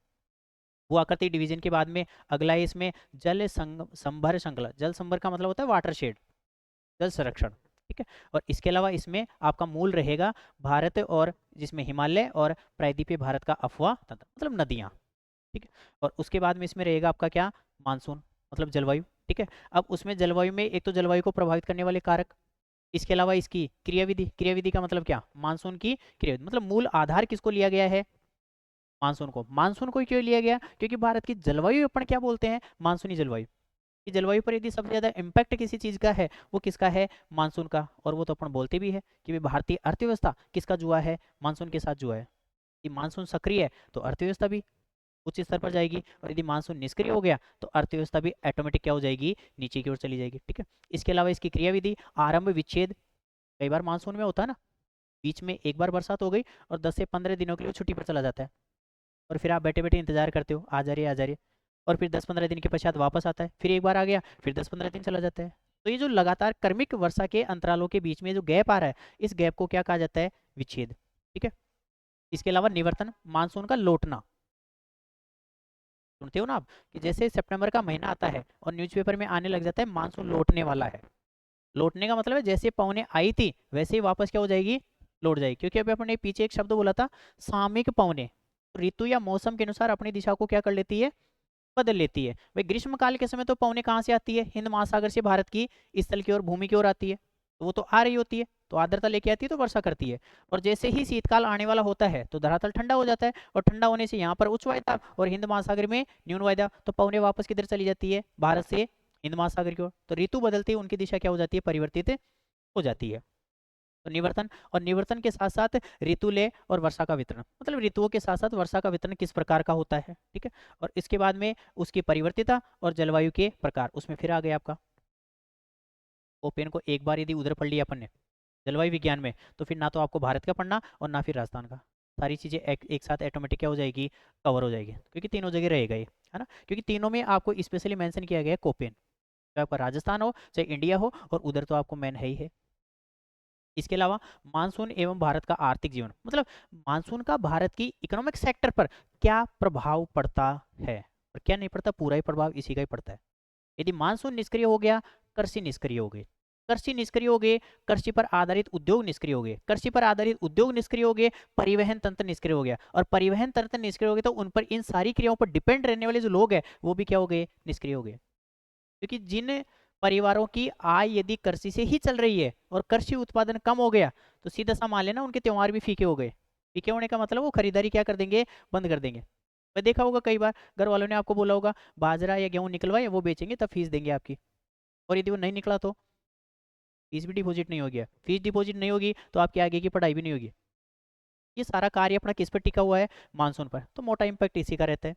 और इसके अलावा भारत में वन, वनस्पति, जिसमें उसका प्रकार एवं वितरण, और वनों के बाद में भारत की मिट्टियां, जिसमें मिट्टियों का क्या दिया गया है, वर्गीकरण। अब अलग से मेंशन किया गया ICR, Indian council of agriculture research, ये भारत में कृषि की सबसे मूल संस्था, और इसके द्वारा जो वर्गीकरण किया गया है उस वर्गीकरण को अपन को यहाँ पर क्या करना है, पढ़ना है। और आईसीआर का वर्गीकरण का मतलब है भौगोलिक वर्गीकरण, और भौगोलिक वर्गीकरण जो अपन मूलतः बोलते हैं ना, जलोढ़ मिट्टी है, काली मिट्टी है, लिटरेट मिट्टी है, वो सारी मिट्टियाँ इसके अनुसार आती है। एक वर्गीकरण और आता है वैज्ञानिक वर्गीकरण, और वैज्ञानिक वर्गीकरण जो अमेरिका की संस्था के द्वारा किया गया, और उसमें आप नाम पढ़ते हो कई बार, सेप्टिसोल, लिथोसोल, वर्टिसोल, एल्फिसोल, ये सारी जो मिट्टियां हैं ये कहाँ का वर्गीकरण है, यूएसए का मृदा विभाग का वर्गीकरण है, तो वो अंतर्राष्ट्रीय वर्गीकरण है। और ये अपना कौन सा है, आईसीआर का वर्गीकरण। इसमें साथ में दो शब्द और है, अवकर्षण और संरक्षण। अवकर्षण का मतलब होता है डिग्रेडेशन, और संरक्षण का मतलब कंजर्वेशन। डिग्रेडेशन मतलब मिट्टी की समस्या है, अवनयन की समस्या, मतलब मिट्टी का कई बार देखा होगा उपजाऊपन क्या हो जाता है, कम, और वर्तमान में तो मोटी समस्या है कि भारत की जो मिट्टियां हैं वो लगातार क्या होती जा रही है, बंजर होती जा रही है। यदि आप एक वर्ष यदि किसी कृषि के खेत में यदि खाद वगैरह नहीं डालो तो आपकी फसल का उत्पादन भी नहीं हो, क्यों नहीं हो पा रहा, क्योंकि मिट्टियों का उपजाऊपन क्या हो रहा है, कम, और उसके लिए मानव भी उत्तरदायी है, ठीक है। तो वो चीज़ें, और इसके बाद में आपदाएं, आपदाओं का मतलब जिसमें जो भी मानवीय के ऊपर जो प्राकृतिक रूप से या फिर मानव के द्वारा जनित जो चीजें हैं जिनसे मानव को जीवन जीने में क्या आती है, कठिनाइयां उत्पन्न होती है, जिसमें उनका अर्थ है, वर्गीकरण है, और भारत में प्राकृतिक आपदाएं कौन कौन सी है। वैसे तो अपने सारे नाम पीछे आ चुके हैं, जिसमें बाढ़ है, सूखा है, ठीक है, भूस्खलन की प्रक्रियाएं हैं, सुनामी है, भूकंप है, ज्वालामुखी है, ये सारी क्या आती है प्राकृतिक आपदाओं में। तो ये सारे टॉपिक आपके किस में रहेंगे, इंडियन ज्योग्राफी में। अब आपका जो चौथा पार्ट बचता है वो चौथा पार्ट आपका कौन सा, कार्टोग्राफी।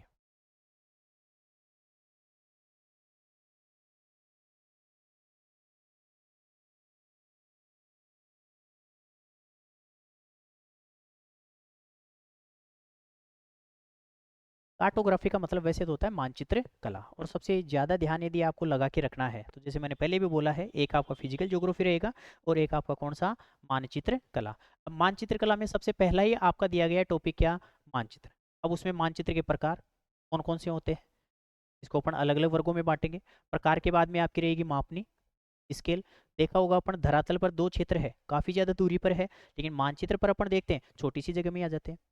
तो मानचित्र पर दूरी और धरातल पर उन्हीं दोनों स्थानों के मध्य की दूरी का अनुपात क्या होती है, मापनी होती है। अब इस मापनी के प्रकार साधारण मापनी है, दूरी मापन है, दिशा निर्धारण है, इन सब बातों का जानकारी ली जाएगी। और इसके अलावा इस मापनी के बनाने के अंतर्गत सांकेतिक चिन्ह, कई बार देखा हो ना बुक के अंतर्गत जब अपन मानचित्र देखते हैं, अब उसमें वहां पर यदि मंदिर होता है तो मंदिर का सिंबल लगा हुआ होता है, यदि कोई फसल का डायग्राम है तो उसमें गेहूं की बाली बनी हुई होती है, तो वो क्या होते हैं, सांकेतिक चिन्ह होते हैं जिनका उनमें प्रयोग किया जाता है। इसके अलावा यहीं पर आ जाएगा अक्षांश, देशांतर, अर्थ एवं समय निर्धारण, लेकिन इस टॉपिक को अपन यहाँ पर न पढ़ के जनरल इंट्रोडक्शन में पढ़ लेंगे जब अपना काम चालू होगा। मतलब जब अपन प्रारंभिक रूप में स्टार्ट करेंगे तो यहीं से प्रारंभ करेंगे, अक्षांश और देशांतर, क्योंकि अक्षांश और देशांतर यहीं पर नहीं, आप चाहे इंडिया पढ़ो चाहे विश्व का पढ़ो, उन सब में आपका ये क्या आने वाला है, काम में आने वाला है। तो अपना स्टार्ट जो रहेगा जनरल इंट्रोडक्शन में अक्षांश और देशांतर से ही होगा, ठीक है।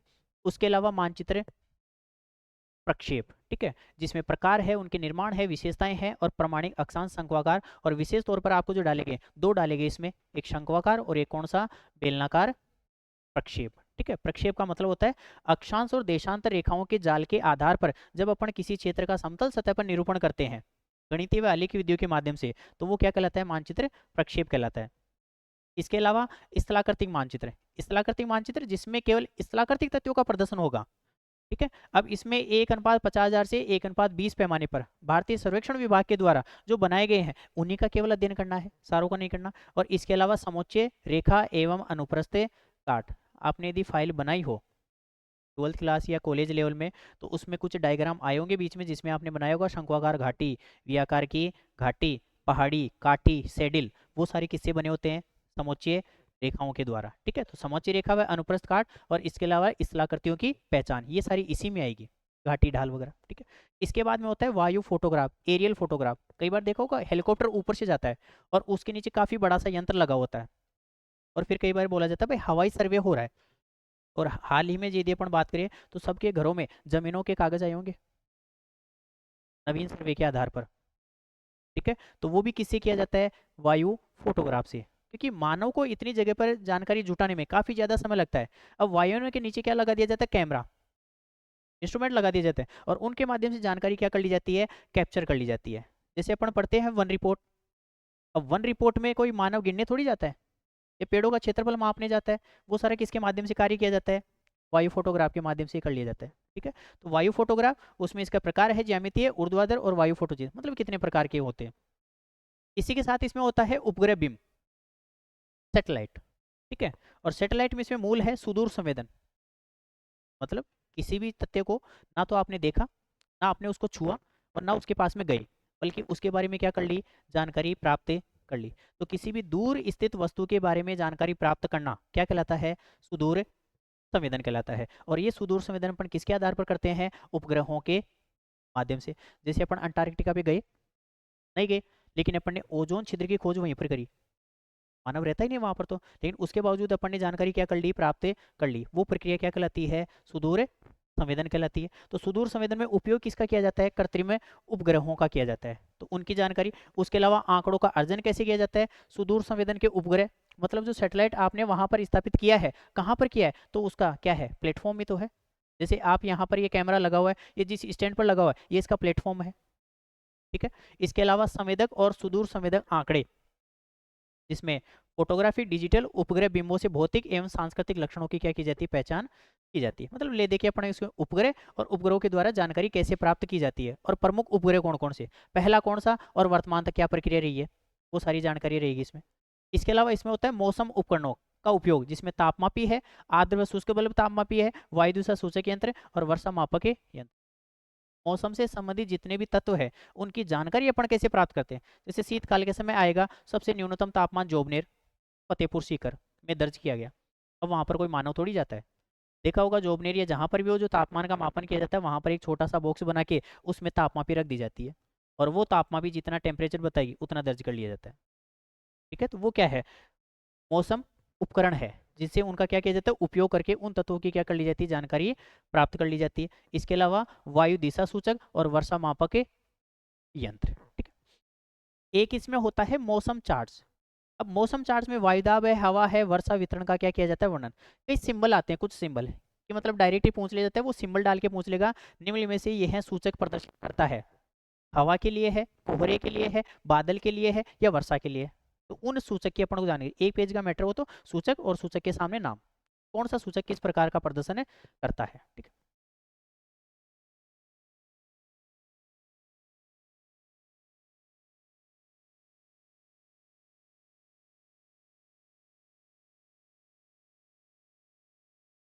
ठीक है। अब इसी में एक दिया गया है मौसम चार्ट का उपयोग।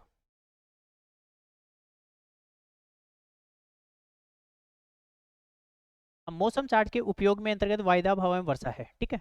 अब इसके साथ आपका चौथा पार्ट जो है वो आपका कौन सा, मानव भूगोल। सबसे इजी पार्ट यदि कोई सा है वो कौन सा है, मानव भूगोल, ठीक है।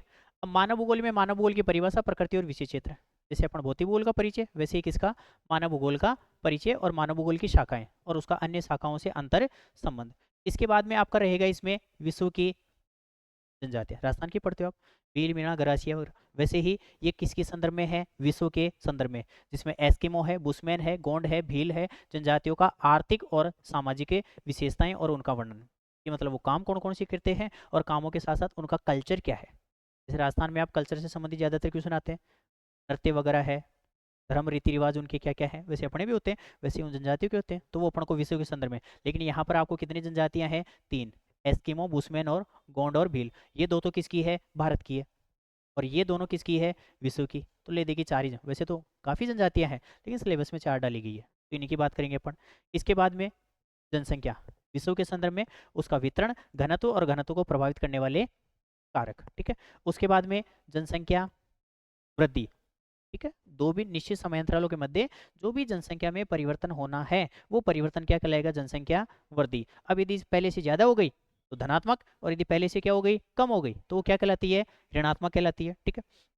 तो उस वृद्धि के कारण क्या है, उस वृद्धि से समस्याएं क्या क्या होगी, वो समस्याएं वो होगी जो अपन भुगत रहे हैं सारी। यदि इतनी आज बेरोजगारी की दर है, किसके कारण है, जनसंख्या वृद्धि के कारण। और यदि यही जनसंख्या यदि कम होती तो आपको घर बैठे, कई बार बड़े बुजुर्ग बोलते हैं ना अपन को, कि मैं तो 10वीं पास ही कर, 1000 मान तो बुला लेगा, जबरदस्ती लगा दिया ले 1000। वो क्यों लगा लेंगे, क्योंकि उस समय जितनी आवश्यकता थी उतने भी लोग अवेलेबल नहीं थे। अब आज जितनी आवश्यकता है उससे कई गुना तैयार बैठे, तो किस किस को लेके जाए, ऐसी कंडीशन में तो लड़ाई हो जाए। तो उसलिए फिर क्या करवाई जाती है, वैकेंसी एग्जाम करवाई जाती है, ताकि जो योग्य है वो आ जाए और बाकी रह जाए, और बाकी दूसरा रास्ता आप जानते ही हो। लेकिन तो जनसंख्या वृद्धि के कारण, समस्या, समाधान और जनसंख्या संक्रमण सिद्धांत, मतलब जनसंख्या किस प्रकार से बढ़ती है इसकी व्याख्या किस में की गई है, जनसंख्या संक्रमण सिद्धांत में। इसके अलावा जनसंख्या की संरचना, स्ट्रक्चर, अब उसमें क्या क्या लिया जाता है, एक तो आयु वर्ग, 0 से 15, 15 से 59, 59 से ऊपर, ठीक है।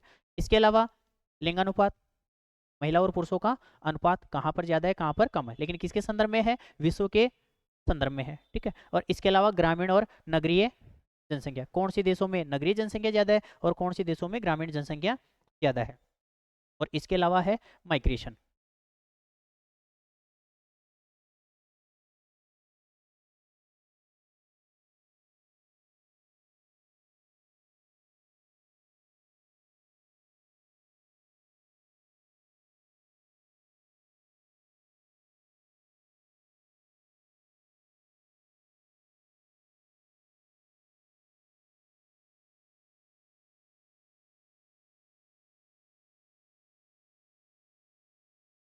ठीक है। माइग्रेशन, माइग्रेशन का मतलब होता है प्रवास, कि जैसे मानव एक स्थान से दूसरे स्थान पर जो आवागमन का कार्य कर रहा है, ठीक है।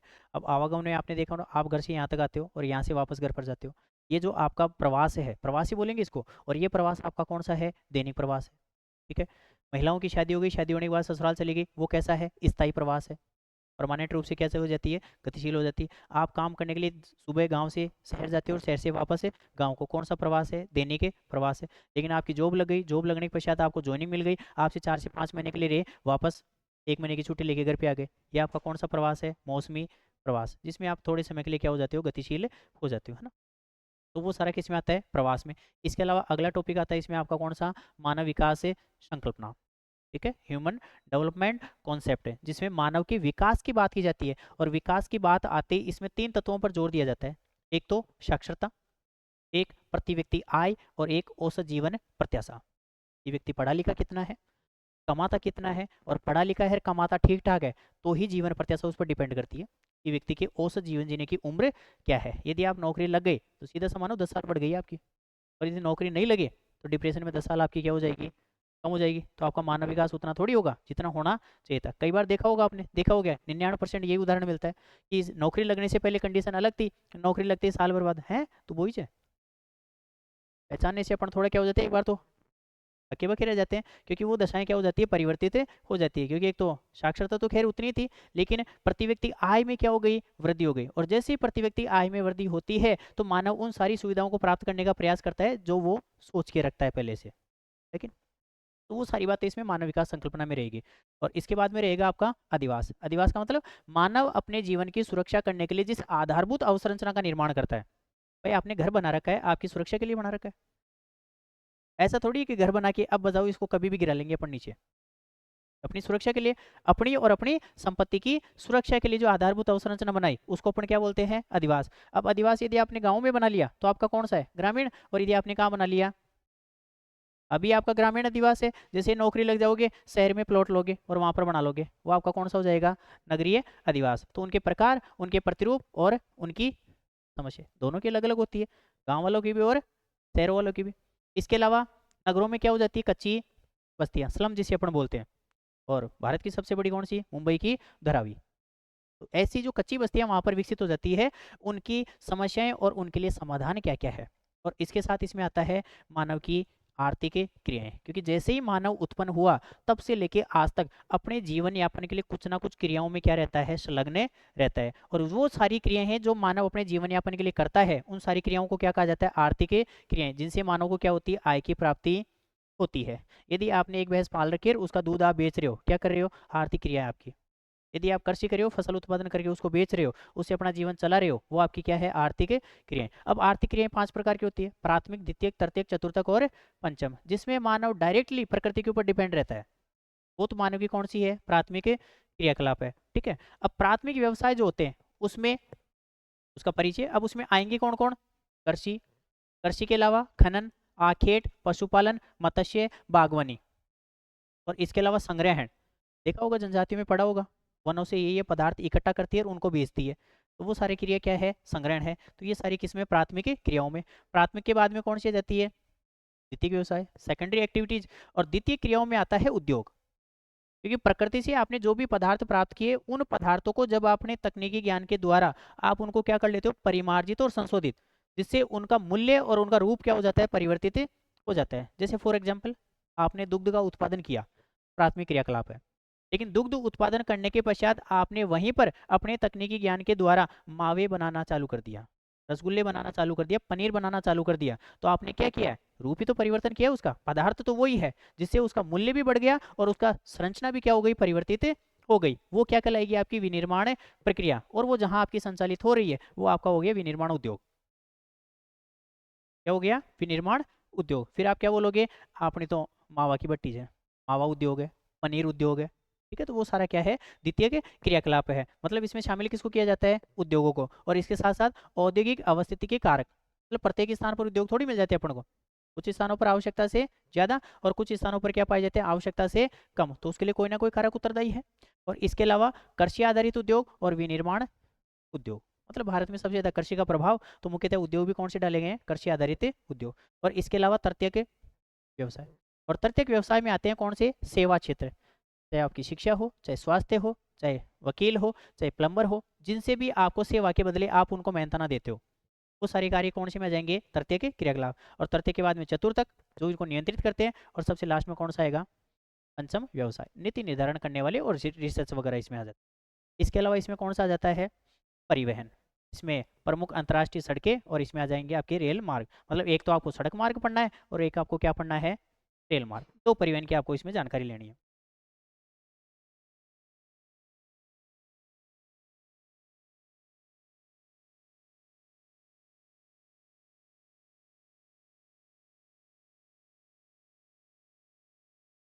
इसके बाद में आपको दो परिवहन के बाद में एक है आपका कौन सा?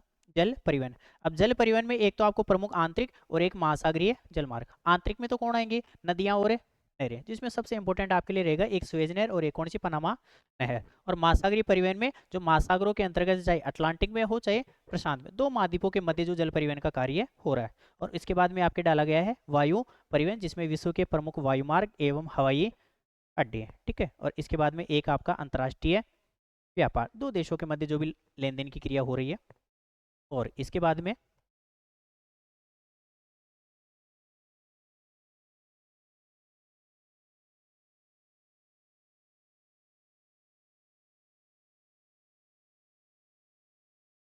अगला जो है वो है आपके आधुनिक जनसंचार के उपकरण, जिसमें एक तो आपका कृत्रिम उपग्रह जो अपना पीछे भी आ चुका है सुदूर संवेदन में, इसके अलावा इंटरनेट और मोबाइल। ठीक है। इन दोनों के बारे में तो बताने की कुछ आवश्यकता कि भली भांति प्रकार से पीएचडी कर रखी है याद होने तो, है कि नहीं? पढ़ना अपन को क्या है? स्पेशली उपग्रह पढ़ना है। ठीक है। इसके अलावा पर्यावरणीय समस्याएं जो आप जलवायु विज्ञान में पढ़ लोगे, और यहाँ पर मतलब एक बार ही पढ़ना है इनको। इसमें चाहे आपका प्रदूषण हो, वो सारे प्रकार के आ जाएंगे उसमें, आपका जल प्रदूषण, वायु प्रदूषण, भूमि प्रदूषण। इसके अलावा अम्ल वर्षा है, हरितगृह प्रभाव है, और ओजोन परसरण है, ठीक है। इसके अलावा इसमें वैश्विक पर्यावरणीय सम्मेलन, जैसे अपन बात करे थे जैव विविधता के संदर्भ में, तो वैसे ही विश्व के पर्यावरण में जो भी समस्याएं आ रही है, उन समस्याओं को निपटाने के लिए जो सम्मेलन आयोजित किए गए, जैसे आपने सुना होगा क्योटो प्रोटोकॉल, मॉन्ट्रियल प्रोटोकॉल, वो सारी इसी के अंतर्गत आएंगे। इसके अलावा संसाधन, रिसोर्सेज जो होते हैं, उन संसाधनों की संकल्पना क्या है, वर्गीकरण मतलब कितने भागों में उनको बांटा गया है। और इसके अलावा सतत पोषणीय विकास, सतत पोषणीय विकास का मतलब होता है कि जो भी मानव के पास में जो पदार्थ वर्तमान में मौजूद है, उन पदार्थों का उपयोग इस प्रकार से किया जाए कि जिससे उसकी खुद की आवश्यकता पूरी हो जाए और भविष्य में आने वाली पीढ़ियों की आवश्यकता भी क्या हो जाए, पूर्ण हो जाए। वो विकास कौन सा होता है, सतत पोषणीय विकास। लेकिन क्या कर रहे हैं अपन ऐसा कि अपने सामने अपन को पता चल जाए कि भाई यहाँ पर सोना पड़ा हुआ है, अब उसमें से सतत पोषणीय विकास क्या कहता है, आपको उतना ही उठाना है जिससे आपकी आवश्यकता क्या हो जाए, पूर्ण हो जाए। लेकिन क्या उतना ही उठाए, समेट लो पूरे को, ठीक है। तो मानव सतत पोषणीय विकास पर ध्यान नहीं दे रहे, मतलब खुद का काम हो जाए अपना ढंग से, बाकी बाद में आने वाले चाहे रोते रहे। अब जल संसाधन है, पता है भाई भविष्य में खत्म होने की संभावना है, तो उपयोग उसी प्रकार से करना चाहिए। लेकिन अपने तो 2 बाल्टी की आवश्यकता है, 4 का उपयोग कर लो, क्या पता भविष्य में क्या हो। तो इस कारण से संसाधन क्या हो रहे हैं, आज समाप्त होने के कगार पर है, ठीक है। इसके अलावा अजैविक संसाधन, जिसमें अजैविक में कौन कौन आपका भूजल है, खनिज है, लोहा है, अयस्क, तांबा, एल्यूमिनियम और अभ्रक, ये सारे आपको विश्व के संदर्भ में पढ़ने हैं, सारे के सारे खनिज। और इसके अलावा आपके ऊर्जा संसाधन, ये भी विश्व के संदर्भ में, जिसमें एक तो आपका परंपरागत, जिसमें कोयला, पेट्रोलियम और जल विद्युत, और गैर परंपरागत में आणविक है, और इसके अलावा जैविक, पवन और सौर ऊर्जा, 4 क्षेत्र डालेंगे। और इसके बाद में डाला गया आपके कृषि के प्रकार। अब कृषि, एक तो आपकी निर्वहन कृषि डाली गई है, निर्वहन का मतलब जीवन निर्वाह है कृषि, और एक इसमें डाली गई आपकी कौन सी, व्यापारिक कृषि, एक है आर्द्र व शुष्क गहन और विस्तृत कृषि, और एक है जैविक उद्यानिकी, ठीक है, भूमध्य सागरीय जिसे अपन बोल सकते हैं। और एक आ जाएगी इसमें मुख्य फसलें, जिसमें गेहूं, चावल, कपास, गन्ना और चाय का वितरण, 4 फसलें किसके संदर्भ में, विश्व के संदर्भ में। तो ये सारा पार्ट किसका है, मानव भूगोल का और मानव की आर्थिक क्रियाएं। तो ले दे के जो मूल सारांश है, टॉपिक तो दिखने में आपको कितने बता दिए, टोटल 66 टॉपिक है ज्योग्राफी सब्जेक्ट के अंतर्गत।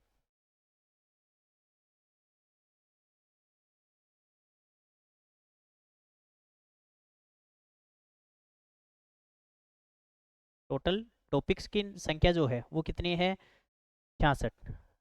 वही तो मैं कह रहा हूँ भाई, सिलेबस को यदि देखेंगे अपन, तो सिलेबस तो आपको बिल्कुल माउंट एवरेस्ट से भी ऊंचा दिखेगा। लेकिन यदि आप स्मार्ट अप्रोच के साथ यदि अपन जब इसको तैयार करेंगे, तो आपको ऐसा लगेगा बिल्कुल इसमें तो कुछ नहीं है, क्योंकि मूल जो आपके क्वेश्चंस जो आएंगे वो आएंगे एनसीईआरटी के बेस पे। एनसीईआरटी को साथ लेके चलेंगे, एनसीईआरटी से लेके अपना पूरा अपर लेवल तक देखेंगे, लेकिन मूल जो है अपन एनसीईआरटी को ध्यान में रखते हुए पढ़ेंगे। तो जो भी आपके क्वेश्चन आएंगे वो आपके कवरेज क्षेत्र में रहेंगे सारे, ठीक है। अब इसके अलावा इसमें भारत में औद्योगिक विकास, जिसमें भारत के प्रमुख है लोहा इस्पात उद्योग, एल्यूमिनियम, सीमेंट, सूती, चीनी और इंजीनियरिंग उद्योग है। इसके अलावा भारत में क्षेत्रीय नियोजन, क्षेत्रीय नियोजन में प्रादेशिक असंतुलन, मरु विकास कार्यक्रम और जनजाति विकास कार्यक्रम, ये चीजें तो आप राजस्थान के साथ में पढ़ते हो, मरु विकास कार्यक्रम है, जनजाति विकास कार्यक्रम है, ठीक है। इसके अलावा विकास एवं नियोजन, जिसमें गरीबी उन्मूलन है, रोजगार कार्यक्रम है और मनरेगा है, ठीक है। इसके अलावा पोषणीय विकास, परंपरागत और आधुनिक दृष्टिकोण से, मतलब प्राचीन काल में कैसा था और वर्तमान में इसका स्वरूप कैसा हो गया।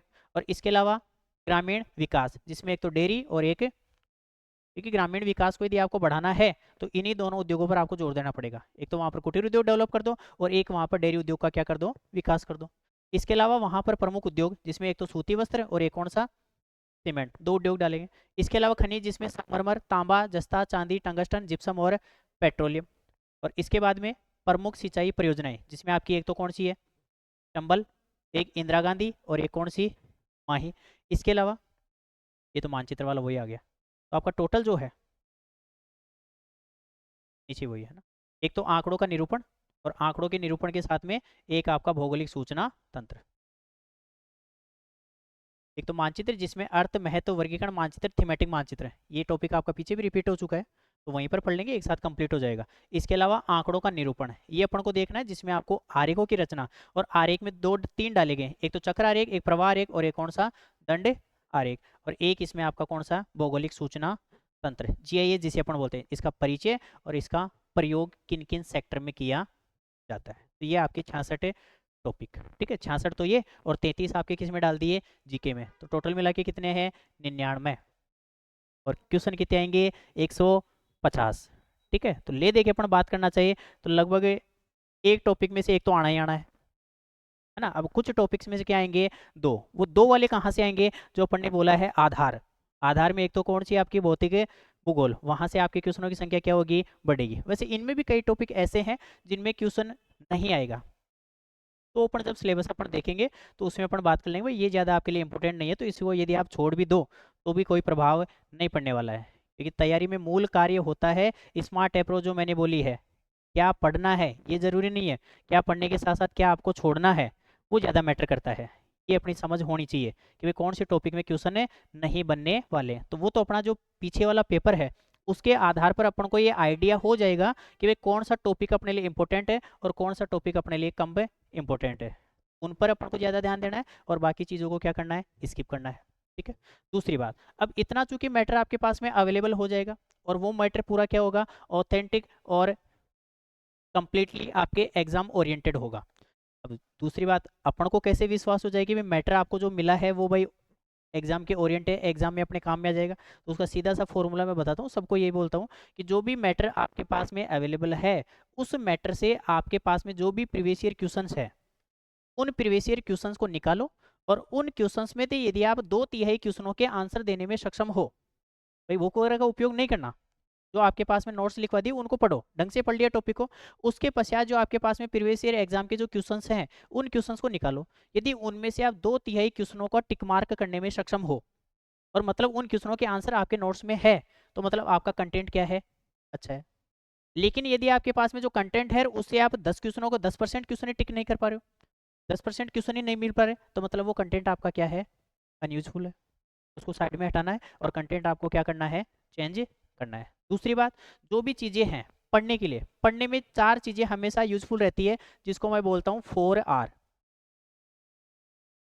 आपकी पूरी पढ़ाई जो है आप कितना अचीव करोगे, कितनी पढ़ाई को ग्रहण करोगे, कितना आपको याद रहेगा, कितने लंबे समय तक याद रहेगा, ये चीज़ें आपकी 4R पर डिपेंड करती है। और 4R का मतलब है, पहले का तो मतलब है रीड।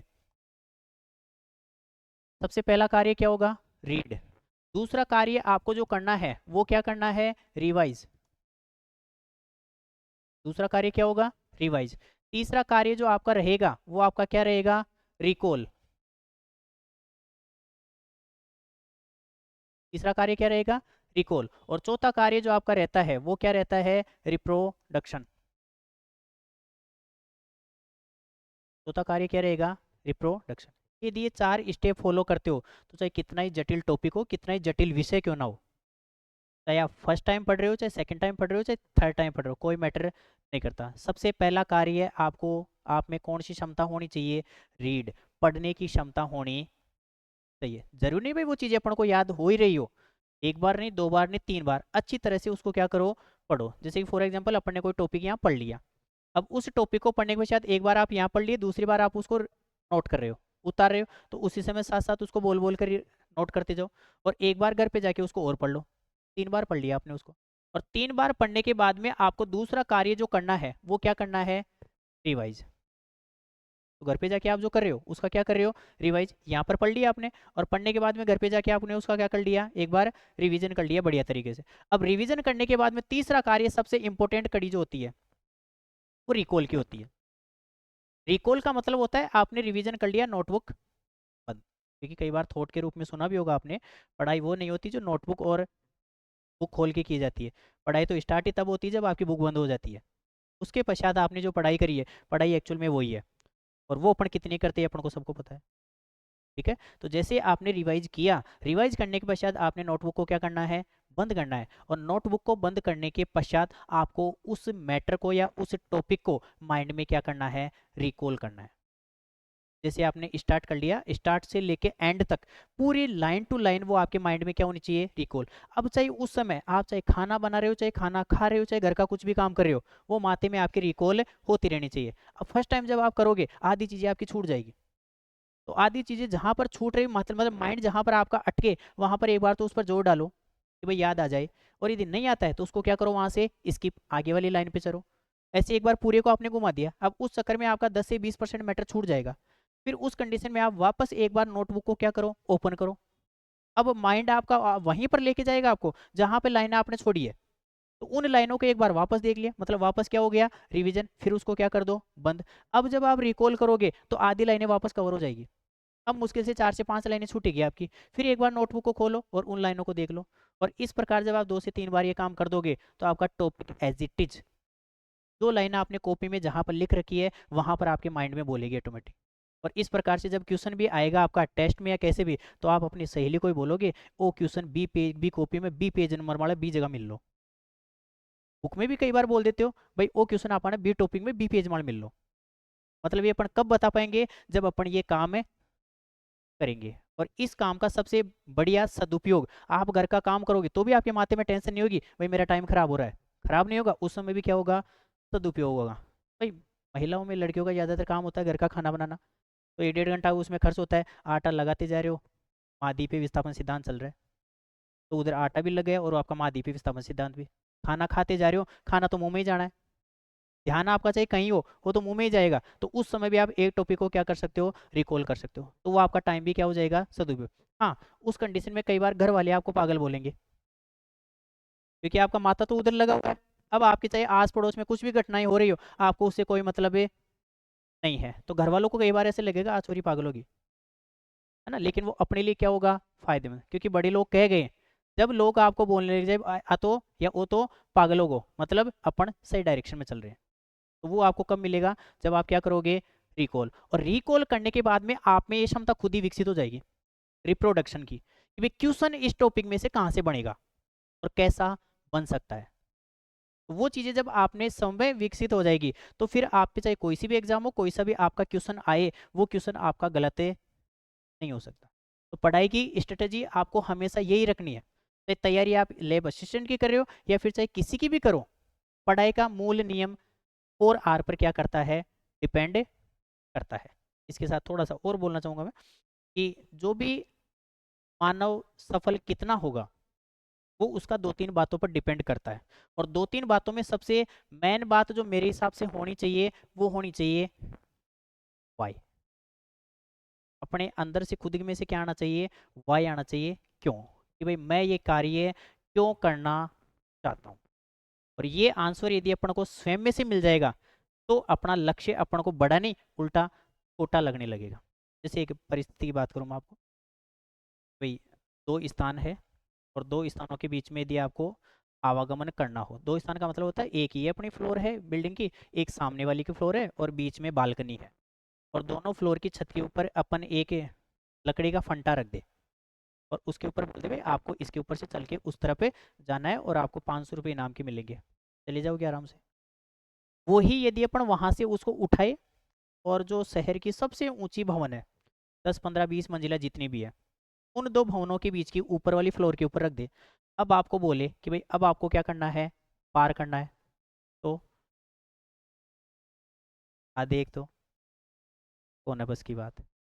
लेकिन उसी स्थिति में यदि आपके परिवार का कोई कैंडिडेट या फिर आपका कोई बच्चा सामने वाले भवन में, और उसमें आग लगी हुई है, और फिर वो सामने वाली भवन में है, और वो फंटा जिसके ऊपर पहले वो 2 फीट का था, अब वो चाहे 1 फीट का ही है, चाहे पाइप ही क्यों ना जोड़ रहा हो दोनों को, और फिर आपको 500 रुपये इनाम के भी नहीं दिए जा रहे, अब आप पूछोगे किसी से भाई मैं जाऊँ या नहीं जाऊँ, चाहे कोई कुछ बोले, चाहे मना ही क्यों ना करे, आप उसमें जाओगे, क्योंकि कारण उसका एक ही है, आपका वाई क्लियर है कि मेरे को ये कार्य क्यों करना है। तो जिस दिन आपका वाई क्लियर हो जाएगा ना, उस दिन चाहे एग्जाम कितनी बड़ी क्यों ना हो, वो आपकी पास होना भी क्या हो जाएगी, उतनी ही आसान हो जाएगी, क्योंकि फिर उस समय आपको किसी दूसरे मोटिवेशन की आवश्यकता पड़ेगी नहीं, आप क्या रहोगे, सेल्फ मोटिवेटेड रहोगे।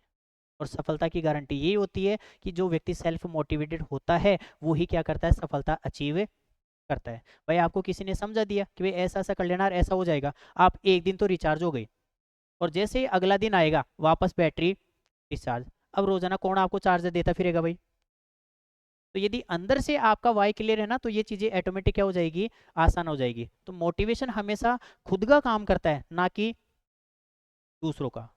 अब वो मोटिवेशन अपने अंदर से कब आएगा, जब या तो अपन अपने आसपास की परिस्थिति को भलीभांति समझ चुके हैं, ये अपनी परिस्थिति को समझ के अपना ये क्लियर हो गए भाई अपन को नौकरी लगना क्या है, अनिवार्य है, तो आप में ऑटोमेटिक मोटिवेशन आ जाएगा।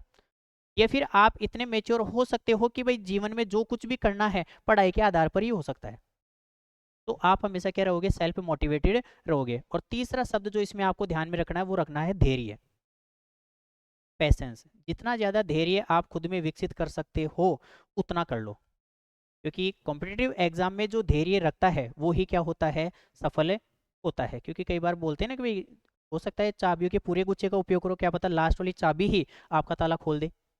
तो अपन लास्ट स्टेज में जहाँ पर सफल होने वाले होते हैं और उसी समय अपना धैर्य साथ छोड़ दे, और अपन तो बलगीरिया पढ़ाई इसलिए लिखना बंद, तो हो सकता है उसी समय अपन सफल होने लगे थे, वहीं से अपन क्या हो गए, वापस पीछे की ओर लौट गए। तो धैर्य जितना ज़्यादा विकसित करोगे उतनी ही सफलता की क्या हो जाएगी, गारंटी बढ़ जाएगी। ठीक है, और धैर्य का सबसे बढ़िया उदाहरण यदि इस पृथ्वी मंडल पर देखने को मिलता है तो भगवान श्री राम का आपने देख रखा है कि भाई जिसका हो सकता है उसी दिन राज्यभिषेक होने वाला था और उसी समय नोटिस आया आपको वनवास जाना है, और ऐसा आपके साथ हो जाए तो कि भाई आपकी गवर्नमेंट जॉब में सिलेक्शन हो गई, मिठाई विठाई बांट दी, सुहावनी कर दी, और उसके बाद में सरकार का नोटिस आ जाए वैकेंसी रद्द, आधो का धैर्य जवाब दे जाए, है कि नहीं। लेकिन आपको खुद पे उस समय क्या होना चाहिए, विश्वास से होना चाहिए, और आपको विश्वास होगा तो आपका धैर्य भी क्या रहेगा, मजबूत रहेगा। ठीक है, ये अपनी सिलेबस की परिचर्चा थी। इसमें सिलेबस को ज़्यादा देख के थोड़ा से डिस्ट्रक्टिव नहीं होना है, इजीली जब आप इसको पढ़ोगे वन बाई वन टॉपिक तो आपको ऐसे लगने लगे भाई वाकई में ज़्यादा कुछ समस्याएं नहीं है। और वो मैंने पैटर्न बता रखा है कि भाई पढ़ो यहाँ पर, घर पे जाके रिवाइज करो, रिकॉल करो, और उसके बाद में उसके क्वेश्चन निकाल लो। आपका टॉपिक एक दिन में क्या हो जाएगा, कंप्लीट हो जाएगा। और जैसे ही एक दिन में फर्स्ट टाइम में एक दिन लग रहा है, अगले दिन आधा दिन, उससे अगले दिन 1/4, उसके बाद में टाइम क्या होता जाएगा, कम होता जाएगा, और फिर उसके बाद में ऐसा होगा 10 मिनट में पूरा टॉपिक आपका क्या हो जाएगा, रिवाइज हो जाएगा। और जितनी ज़्यादा रिवाइज करोगे, जितनी ज़्यादा प्रैक्टिस करोगे, उतनी ही ज़्यादा आपकी जो मेहनत है वो भी आपकी रंग लाएगी, और आपका जो कंटेंट है वो उतना ही क्या हो जाएगा, आपका तैयार हो जाएगा। फिर चाहे आपका टॉपिक पहले टेस्ट का हो चाहे लास्ट वाले टेस्ट का हो, कोई मैटर नहीं करता है। कई बार होता है ना भाई, हाँ टेस्ट होता है, फिर आप कई बार सर को शिकायत करते हो, सर मान तो पहले बताइए कौन थे, आज टेस्ट है। वो तब होता है जब अपन उस टेस्ट की तैयारी नहीं करते, और वो तैयारी यदि अपन रेगुलरली पहले से जारी रखते हैं तो चाहे किसी दिन कोई से टेस्ट का टॉपिक का टेस्ट लिया लीजिए, कोई समस्या थोड़ी आती है। वो चीज़ें तब होगी जब अपन लगातार अपनी पढ़ाई को क्या करेंगे, जारी रखेंगे। अब किसी का कोई क्वेश्चन हो, कोई डाउट हो, पहली बात तो वो आप बता सकते हो एक बार, फिर अपन मूल टॉपिक की बातें करें आगे।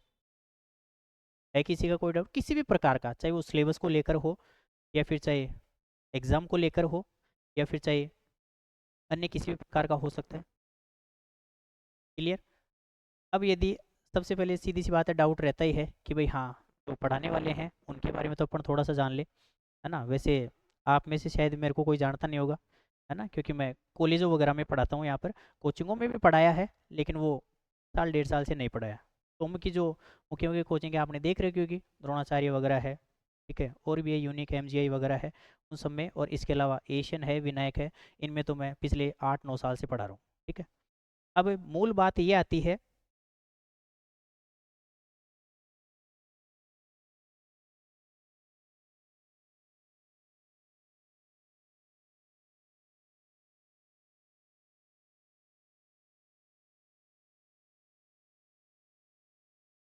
मेरा नाम मोहन चौधरी है। ठीक है, सामान्यतः एक आप पढ़ाई जो स्टार्ट करते हो कहाँ से करते हो, 10th के बाद। ठीक है, और 10th के बाद आप क्या करते हो, 12th के पास की ये वैकेंसी है। ठीक है, उसके बाद में आपने क्या करी है, हो गई होगी कुछ ही। ठीक है, BA के बाद में आप सीधा क्या कर लेते हो, MA। अब यदि BA करते ही किसी की क्या हो जाती है कि मेरे को तो गवर्नमेंट टीचर बनना है, यदि छोटी एग्जामें देनी होती है तो BA सफिशियंट होती है। यदि आपको टीचर बनना होता है तो फिर आप क्या करते हो, B.Ed, फर्स्ट सेकंड थर्ड तीनों प्रकार के आप दे सकते हो। ठीक है, MA करने के बाद में यदि आपको ऐसा लगता है भाई नहीं मैं तो B.Ed करने वालों को ही पढ़ाऊँ, ठीक है, तो आपको फिर कौन सी डिग्री कर लेनी होती है, M.Ed। ठीक है, यदि आपको ऐसा लगता है भाई नहीं मेरे को तो इन अन्य मुन्नों को नहीं पढ़ाना, मेरे को तो सीधा कॉलेज वालों को पढ़ाना है, ठीक है, तो MA के बाद में आप क्या कर सकते हो, नेट, नेशनल एलिजिबिलिटी टेस्ट।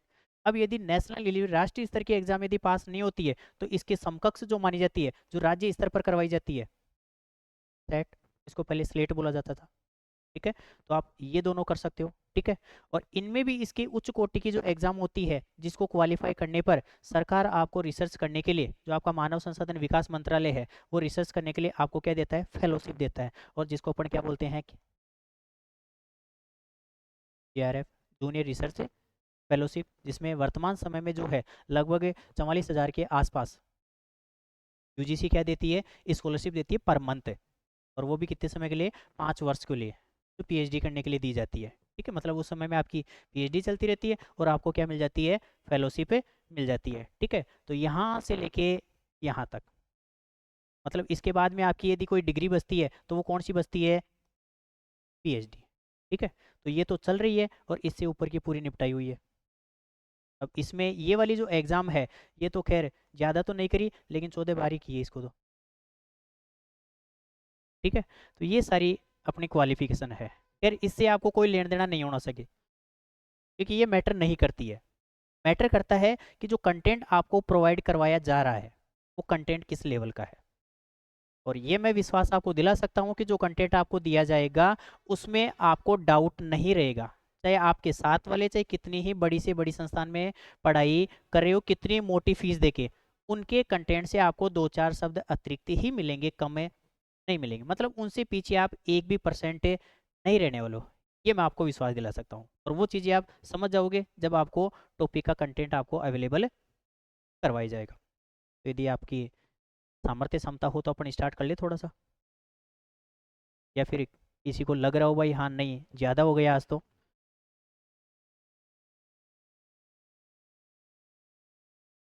खैर ज़्यादा नहीं हुआ, 1.5 घंटा ही हुआ अभी तो।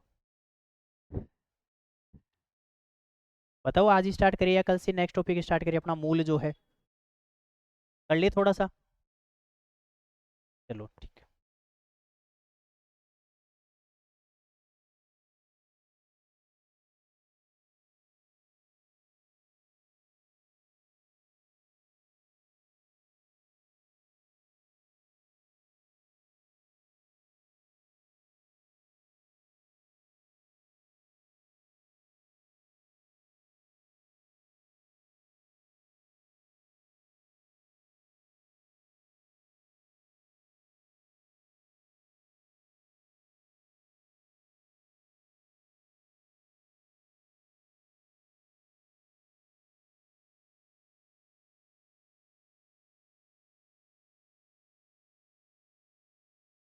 पार्ट अपना वो क्या है, ज्योग्राफी। ठीक है, सबसे पहले अपन बात करें ज्योग्राफी पढ़ना अपने लिए अनिवार्य क्यों है। क्योंकि अपन जिस वातावरण में रह रहे हैं उस वातावरण की जानकारी अपने पास होना क्या है, अनिवार्य है। जैसे अभी पहले ग्रीष्मकाल चल रहा था, उसके बाद में वर्षा का सीजन आ गया, उसके बाद में वापस क्या आ गया, शीतकाल आ गया। तो जैसे ही वर्षा काल से आप शीतकाल में कन्वर्ट हो रहे हैं तो आपको कुछ परिवर्तन देखने को मिल रहे हैं। ठीक है, वर्षा काल के समय आपको किसी प्रकार की कोई क्रीम पाउडर लगाने की आवश्यकता नहीं पड़ रही थी, नहीं पड़ रही थी। लेकिन जैसे ही अब शीतकाल चेंज हुआ है तो आपको आवश्यकता पड़ गई होगी। और यदि कोई गलती से नहीं लगाता है और यदि अच्छे से ना के भी आया है तो फिर देखते ही आज नार को रहे हो, ऐसी कंडीशन हो रही है। कारण क्या है उसका, यहाँ की जो अपने आसपास की जो क्लाइमेटिक कंडीशन है वो कंडीशन वर्तमान में क्या हो रही है, चेंज। और जैसे चेंज हो रही है मतलब सबसे इसमें मोटा तत्व जो है वो कम हो रहा है वर्तमान में, वो है ह्यूमिडिटी, आर्द्रता। सुना होगा क्रीमों के आगे मैक्सिमम के आगे लिखा होता है मॉइस्चराइजिंग क्रीम, मतलब वो स्किन को क्या प्रदान करती है, मॉइस्चर। और मॉइस्चर का मतलब क्या होता है, नमी प्रदान करती है। अब नमी जब वायुमंडल में नहीं है तो ही तो आपको प्रदान करने की आवश्यकता पड़ रही है। नहीं तो जो जुलाई अगस्त का महीना था उसमें नमी भरपूर पड़ी थी वायुमंडल में, आप नमी देने का प्रयास कर रहे थे और वो नमी फिसल के नीचे आ रही थी। वर्षा काल के समय यदि कोई शादी होती है, शादी में यदि कोई मेकअप करके चला गया, उसकी हकीकत आधे घंटे में सामने आ जाएगी, क्या कंडीशन है। और शीतकाल में चाहे सुबह से शाम तक रख लो, कोई समस्या आती है, नहीं आती, क्योंकि शीतकाल के समय नमी की मात्रा एक साथ क्या हो जाती है वायुमंडल में, कम। और जैसे ही वायु चलती है वायु में भी क्या हो गई, नमी की कमी हो गई, और वो नमी जैसे ही वायु अपने से टकराएगी, टकराती ही अपनी स्किन में जो नमी है उसको क्या कर लेगी, खींच लेगी, और अपनी स्किन क्या हो जाती है, ड्राई। ये चीज़ अपन कब समझेंगे, जब अपन क्या पढ़ेंगे, भूगोल पढ़ेंगे। ये चीज अपन को समझ में आ गई तो अपन सीधा सा प्रत्येक व्यक्ति को बता देंगे भाई इस कारण से हो रहा है। और जैसे आसपास में वायुमंडलीय घटनाओं में बादल बन रहे हैं, वर्षा हो रही है, ओस का दिखना है, ओस अपन को शीतकाल के समय ज्यादा दिख रही है, ग्रीष्म काल के समय नहीं दिख रही होती है। अलग अलग स्थानों पर अपन को पर्वत पठार मैदान दिखते हैं। माइंड में जिज्ञासा उत्पन्न होती है कि भाई ये ऐसी स्थलाकृति इतनी बड़ी बन कैसे गई, और बन गई तो इसके पीछे के उत्तरदायी कारण क्या रहे। तो वो सारी चीजों के आंसर अपन को कौन प्रदान करती है, ज्योग्राफी प्रदान करती है। अपन देखते हैं एक स्थान पर अपने आसपास फसलों का पैटर्न अलग है, अपन जैसे 100 किलोमीटर दूर जाते हैं वहां पर फसलों का पैटर्न क्या हो जाता है, बदल जाता है। अपने यहाँ की जो मिट्टियां हैं वो मिट्टी अपन को अलग प्रकार की दिखाई देती है, जैसे अपन दूसरे स्थान पर जाते हैं मिट्टी अपन को क्या मिलती है, अलग टाइप्स की मिल जाती है। वृक्ष अपने यहाँ पर दूसरे प्रकार के, अपन जैसे दक्षिणी राजस्थान में चले गए अपन को दूसरे टाइप्स के मिलने लगे। तो ये सारी चीजें अलग अलग स्थानों पर पाई जा रही है, इसके लिए उत्तरदायी कारक है, इनको समझाने का एक ही जरिया है, अपन को क्या पढ़ना पड़ेगा, ज्योग्राफी पढ़नी पड़ेगी। अब सबसे पहले अपन बात करें भाई ये जो ज्योग्राफी है, ये ज्योग्राफी शब्द कौन सी भाषा का है, एनी आइडिया, कौन सी भाषा से लिया गया है, ग्रीक भाषा। कौन सी भाषा से लिया गया है, ग्रीक भाषा। और यदि मैं आपसे पूछ लूं कि भाई दिया किसने, ज्योग्राफी वर्ड के फाउंडर कौन है, इरेटोस्थनीज। तो ज्योग्राफी शब्द देने वाले जो है वो कौन है, इरेटोस्थनीज। अब इरेटोस्थनीज जो है वो भी कहाँ के थे, ग्रीक, जिसको अपन वैसे बोलते हैं यूनान। और यूनान क्षेत्र जानते हो जो अपना यूरोप, यूरोप का जो सदर्न पार्ट है, दक्षिणी भाग है, भूमध्य सागर के उत्तरी किनारे पर जो क्षेत्र लगता हुआ है एड्रियाटिक सागर के ऊपर वाला भाग, वो क्षेत्र क्या है, यूनान क्षेत्र। और उस यूनान क्षेत्र का एक विद्वान है, कौन है, इरेटोस्थनीज। और इरेटोस्थनीज ने सर्वप्रथम ज्योग्राफी शब्द का क्या किया था, प्रयोग किया था। तो जनरली आपसे पूछ लिया जाए भाई ज्योग्राफी शब्द का सबसे पहली बार प्रयोग करने वाला व्यक्ति कौन है, इरेटोस्थनीज। और जैसे ही इन्होंने प्रयोग किया तो डायरेक्ट ज्योग्राफी थोड़ी दिया, दो शब्द लिए। दो शब्द कौन कौन से, पहला शब्द आप क्या बोलते हो, जो प्लस से दूसरा शब्द जो है वो क्या बोलते हो,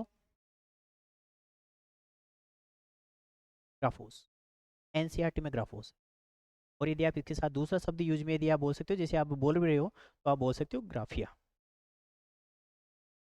लेकिन मूल यदि आपके एग्जाम में क्वेश्चन आ गया कि भाई ज्योग्राफी शब्द बना हुआ है तो किससे मिलकर बना हुआ है, जियो प्लस ग्राफोस से मिलकर बना है। और जियो का अर्थ यदि अपन बात करें भाई, जियो कहेंगे किसे अपन, तो जियो मीन्स अर्थ, या फिर आप बोल सकते हो सीधा पृथ्वी। जियो का मीन्स क्या होता है, पृथ्वी। और ग्राफोस मीन्स क्या होता है, अध्ययन बोल दो, या फिर आप बोल सकते हो वर्णन करना, अध्ययन करना या वर्णन करना। तो सामान्य शब्दों में आपके सामने जो भूगोल का अर्थ निकल के आया वो क्या निकल के आया, पृथ्वी का वर्णन करना या फिर अध्ययन करना। क्योंकि आप ग्राफिया लगाओगे तो ग्राफिया का तो मीन्स आपको क्या बताना पड़ेगा, अध्ययन करना। ठीक है, तो पृथ्वी का अध्ययन करना या वर्णन करना क्या है, भूगोल है। लेकिन ये तो संक्षिप्त रूप है जो अपन अर्थ के आधार पर बता सकते हैं। लेकिन यदि आपसे कोई जनरली पूछ ले भूगोल की परिभाषा अपन कैसे दे सकते हैं, परिभाषा के तौर पर, परिभाषा के तौर पर अपन जनरली बोल सकते हैं कि geography is the science of the earth surface and the phenomena that are casually interrelated. कि भूगोल वह विज्ञान है जिसके अंतर्गत पृथ्वी तल पर पाए जाने वाले भौतिक और मानवीय तथ्यों के मध्य मिलने वाले अंतर संबंधों का क्या किया जाता है, वैज्ञानिक अध्ययन किया जाता है। वो क्या कहलाती है, आपकी भूगोल कहलाती है। कि भूगोल के अंतर्गत दो ही तथ्यों का अध्ययन किया जाता है, और वो दो तथ्य आपके कौन से, एक तो कौन से बताया अपन ने, प्राकृतिक, और एक कौन से, मानवीय। तो प्राकृतिक व मानवीय तथ्यों के मध्य क्या अंतर संबंध है, इस अंतर संबंध का वैज्ञानिक अध्ययन कौन करती है, आपकी भूगोल करती है। अंतर संबंध का मतलब, आप इधर जाते हो पहाड़ियां आती है, आपकी सामुद्र की पहाड़ी जिन्हें हम बोलते हैं, ठीक है, तो वहां पर चलते हैं तो वहां का पूरा जो वातावरण है वो प्राकृतिक वातावरण बोलते हैं। ठीक है, लेकिन जैसे आप यहाँ पर नगर में आ गए तो नगर में आने का मतलब है फिर आप क्या बोल दोगे, ये कैसा वातावरण है, मानवीय, यानी जिसमें प्राकृतिक शक्तियां क्या हो जाए, निष्क्रिय। जो अपन ने स्टार्टिंग में जनरल में बोला था कि भाई जहां पर मानवीय शक्तियां क्या हो गई, प्रभावी, वहां पर मानवीय तत्व विकसित होंगे। और मानवीय तत्वों में कौन आता है, कृषि के बागान है, नगर है, उद्योग है, परिवहन तंत्र। या परिवहन के साधन है, सड़कें हैं, रेल मार्ग वगैरह है, हवाई अड्डे वगैरह है, वो सारे किस में आते हैं, मानवीय तत्वों में। लेकिन जहां पर प्राकृतिक तत्वों का क्या रहता है, प्रभाव, वो सारे तत्व कौन से, प्राकृतिक तत्व। अब जहां पर प्रकृति प्रभावी, वहां पर कौन सा तत्व विकसित होगा, प्राकृतिक तत्व। और जहां पर प्राकृतिक तत्व सक्रिय हो गया, वहां पर जो भूदृश्य अपन को दिखाई दे रहा है वो आपका क्या कहलाएगा, प्राकृतिक भूदृश्य, नेचुरल लैंडस्केप जिसे अपन बोलते हैं। तो वहां पर पूरा वातावरण अपन को कैसा दिखेगा, प्राकृतिक, तो वो सारा क्या कहलाएगा, प्राकृतिक भूदृश्य। लेकिन जहां पर सक्रिय कौन हो गया, मानव, तो वहां पर जो भूदृश्य विकसित होगा वो आपका क्या कहलाएगा, सांस्कृतिक भूदृश्य। तो पृथ्वी तल पर आपको केवल दो ही प्रकार के दृश्य दिखाई देते हैं, या तो कौन से, प्राकृतिक, या फिर कौन से, सांस्कृतिक भूदृश्य। जैसे नगर आपको दिख गया, कौन सा है, सांस्कृतिक भूदृश्य। खेतों के बागान दिख गए, कृषि बागान, वो सारे कौन से हैं, सांस्कृतिक भूदृश्य। यदि आपको केवल पर्वत, पठार, मैदान, घाट यही दिख रही है तो फिर वो कौन सा है, प्राकृतिक भूदृश्य। जैसे आप उदयपुर चले गए, कौन सा दिखेगा आपको, जयपुर में आ गए, जैसलमेर चले गए, प्राकृतिक है कि वहां पर आपको चारों ओर जहां देखोगे बालू का स्तूप ही मिलेंगे। तो जहां पर प्रकृति प्रभावी, वहां पर कौन से, जहां पर मानव प्रभावी, और भूगोल क्या करेगी, इन दोनों के मध्य इंटरलेशन क्या है, भाई ये विकसित हुआ है, कारण क्या है उसका, और ये यहाँ पर ज्यादा विकसित हुआ है, उसका कारण क्या है। तो इन दोनों की जानकारी अपन को किससे मिलेगी, ज्योग्राफी से मिलेगी। यही अपन को बताएगी भाई यहाँ पर वो कारक ज्यादा प्रभावित है जहां पर मानव की नहीं चली, तो वहां पर कौन से विकसित हो गए, प्राकृतिक, और जहां पर मानव की ज्यादा चल गई वहां पर कौन से, सांस्कृतिक। और इन दोनों के अंतर संबंधों का अध्ययन किसमें किया जाता है, भूगोल के अंतर्गत किया जाता है। अब किसी भी तथ्य को यदि आपको पढ़ना है या उसका क्या करना है, अध्ययन करना है, तो अध्ययन करने से पहले आपको क्या निर्धारित करने होते हैं, कुछ परिमाप, पैरामीटर जिसे अपन बोलते हैं। ठीक है, जैसे मैं जनरली आपसे बोलूं कि भाई ये जो अपना क्लासरूम है, इस क्लासरूम का आकार कैसा है, कैसा अपन इसको बोलेंगे, तो कुछ जो समझदार है, ठीक है, वो तो डायरेक्टली देख के भाई हाँ, दो सीमाएं बड़ी है, दो छोटी है, मतलब आयताकार है। अब कुछ जो मेरे जैसे जो सामान्य मदबुद्धि के बालक है, वो क्या बोलेंगे, गुरुजी मान तो फीतो दो जना मैं बता पाऊँ, है कि नहीं। अब फीता ले और फीता लेके चारों दीवारों को क्या करे, मापे, और मापने के बाद उनके पास में रिजल्ट तो वही आना है खैर, और मापने के बाद में उनको लगे भाई दो किनारे तो हैं, उनकी लंबाई तो बराबर है और दो की क्या है, बराबर है।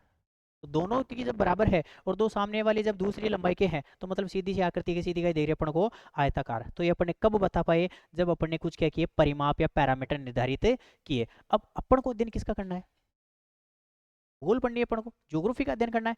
तो इसके अध्ययन करने के लिए अपन को जो पैरामीटर या परिमाप निर्धारित करने हैं, वो परिमाप अपने पास क्या है, ग्लोब है।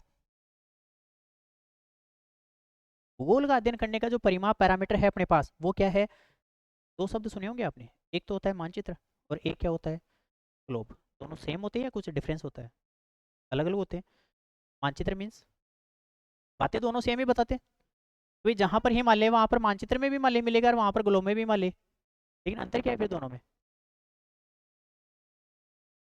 अंतर एक का ही है, एक द्विविमीय निरूपण है और एक त्रिविमीय निरूपण है, एक 2D में है और एक काय में है, 3D में है। ठीक वैसे ही जैसे एक तो आपकी फोटो जो आप खिंचवा के आते हो और एक आपका पुतला, दोनों सेम थोड़ी है, जानकारी आपकी दे रहे हैं दोनों, दोनों को देख के प्रत्येक बता दे कि भाई हाँ ये उसकी फोटो है, ये उसका मॉडल है, ठीक है। लेकिन दोनों में अंतर क्या है, एक को देख कर आप ये वास्तविक आभास लगा लो कि भाई हाँ ऐसी है वो, फोटो को देख कर कोई लगा पाता है, फोटो में तो देखा होगा आजकल फिल्टर, गाय को भैंस बनाते टाइम लगती है, भैंस को गाय बनाने में टाइम लगता है, ठीक है। तो उससे तो फिर भी मानव कंफ्यूजन हो जाए, लेकिन आपने उसका मॉडल बना रखा है, तो भैंस का मॉडल गाय जैसा थोड़ी बना दोगे आप, वो तो भैंस ही दिखेगी आपको।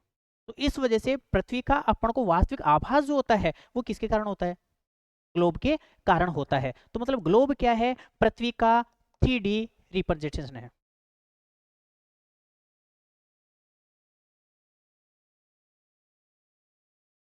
कैसा है, 3D में, 3 डायमेंशन, जिसमें 3 विमाओं का आप क्या कर सको, आसानी से अध्ययन कर सको। जबकि आपका मानचित्र जो होता है वो मानचित्र आपका काय में होता है, 2D में होता है, मानचित्र काय में होता है, 2D में होता है। तो पृथ्वी तल पर पाए जाने वाले तथ्यों का समतल सतह पर निरूपण क्या कहलाता है, मानचित्र। और उसी समतल सतह को यदि आपने उभार दिया तो फिर वो आपका क्या हो गया, मॉडल हो गया, जिसको अपन क्या बोलते हैं, ग्लोब बोलते हैं। और उसी ग्लोब को आपने बीच में से काटा और फैला दिया, वो वापस क्या हो गया, मानचित्र हो गया। तो अपन को किसका अध्ययन करना पड़ेगा? अब ग्लोब का अध्ययन करने के लिए मानव ने क्या किया है? वापस दो पैरामीटर निर्धारित किए, और वो दो पैरामीटर कौन कौन से हैं? एक तो आप बोलते हो क्या, अक्षांश, और एक क्या बोलते हो, ग्लोब की जानकारी अपन को कौन देंगे? अक्षांश और देशांतर। और दोनों रेखाएं कैसी है? काल्पनिक रेखाएं हैं, वास्तविक थोड़ी है। मानव ने ग्लोब का अध्ययन, यानी ग्लोब का क्यों अध्ययन करना है? क्योंकि मानव को किसका अध्ययन करना है? पृथ्वी का। और पृथ्वी का अध्ययन करेगा तो अध्ययन किसका कर रहा है? ज्योग्राफी। क्योंकि पृथ्वी के बारे में सारी जानकारी अपन को दे कौन रही है? पॉलिटिकल थोड़ी दे देती है। पॉलिटी तो आपसी संबंध सही है या खराब है, और सही को खराब कैसे करना है, खराब को सही कैसे करना है, वो कौन बताएगी अपन को? ये थोड़ी बताएगी प्रकृति। प्रकृति तो बताएगी अपन को रहना है कैसे और कौन से स्थान पर रहना है, कौन सी दशाओं में रहना है, वो सारी बातें अपन को कौन बताएगी? ज्योग्राफी, है ना। और ज्योग्राफी का अध्ययन करने के लिए मानव ने किसका अध्ययन किया है? ग्लोब का। और ग्लोब का अध्ययन करने के लिए किसका अध्ययन किया है? अक्षांश व देशांतरों का। और अब मैं आपसे पूछ लूं भाई, फादर ऑफ ज्योग्राफी, भूगोल के पिता,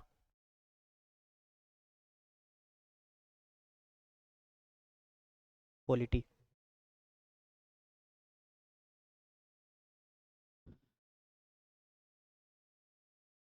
शब्द आपने सुना होगा, हिकेटियस। इसी के समीपवर्ती क्षेत्र का मतलब ग्रीक विद्वान था। मतलब आप ऐसे बोल सकते हो अपनी लोकल भाषा में, एक ही डाणी का था दोनों। ठीक है। और कहाँ के थे ये? ग्रीक विद्वान थे। इरेटोस्थनीज ने तो क्या दिया? शब्द दिया केवल। ठीक है। और हिकेटियस जो था, इस हिकेटियस की एक पुस्तक थी, उस पुस्तक का नाम जो था वो था जस पीरियोडस। का नाम क्या था? जस पीरियोडस। और इस जस पीरियोडस नामक पुस्तक में हिकेटियस ने क्या किया? सबसे पहले भूगोल का दो प्रकार से अध्ययन प्रारंभ किया। दो प्रकार से कौन सा? जो अपन शब्द बोले थे ना अभी पीछे, एक तो कौन सा? क्रमबद्ध, और एक कौन सा? प्रादेशिक। तो एक तो सिस्टमेटिक और एक कौन सा? रीजनल। एक तो समस्त पृथ्वी को एक इकाई मान लिया, और एक समस्त पृथ्वी के एक छोटे भाग का क्या कर लिया? अध्ययन कर लिया। तो सबसे पहले भूगोल को इस प्रकार से परिभाषित करने में भूमिका किसकी है? यानी कि भूगोल को व्यवस्थित तरीके से प्रस्तुत करने का कार्य किनका था? तो इस वजह से हिकेटियस को क्या कहा जाता है? Father of geography. Father of geography तो किसे? हिकेटियस को। और ज्योग्राफी वर्ड के फाउंडर जो है वो किसको माना जाता है? इरेटोस्थनीज को। तो पूरे पेज में आपको तीन शब्द याद रखने हैं। एक तो इरेटोस्थनीज, एक किसको याद रखना है? हिकेटियस को। और एक आपको याद रखना है जियो प्लस ग्राफोस। ज्योग्राफी जो है कौन से शब्दों के योग से मिलकर बना है? जियो प्लस ग्राफोस दो शब्द है, कौन सी भाषा के हैं? ग्रीक भाषा के हैं। जियो का मीन्स क्या होता है? पृथ्वी या अर्थ होता है, और ग्राफोस का मीन्स क्या होता है? वर्णन करना होता है। ठीक है। भूगोल के पिता की संज्ञा किसी दी जाती है? हिकेटियस को। क्यों भाई, क्या कार्य किया था इन्होंने? पुस्तक लिखी कौन सी? जस पीरियोडस। और जस पीरियोडस में भूगोल को क्रमबद्ध रूप से क्या किया? प्रस्तुत किया गया, सिस्टमेटिक कर दिया। एक क्रमबद्ध और एक कौन सा? प्रादेशिक। इस वजह से इन्हें क्या कहा जाता है? भूगोल के पिता की संज्ञा दी जाती है। तो अब अपना जो मूल टॉपिक अपना स्टार्ट होगा वो क्या होगा? अक्षांश व देशांत। कल से अपन स्टार्ट कर लिए इसको। ठीक है। एक बार चलेगा तो लंबा चलेगा, क्योंकि लंबी क्लास में सिलेबस जल्दी कवर होता है। एक घंटे की क्लास में पता नहीं चल पाता कि भाई हाँ कितना हुआ है।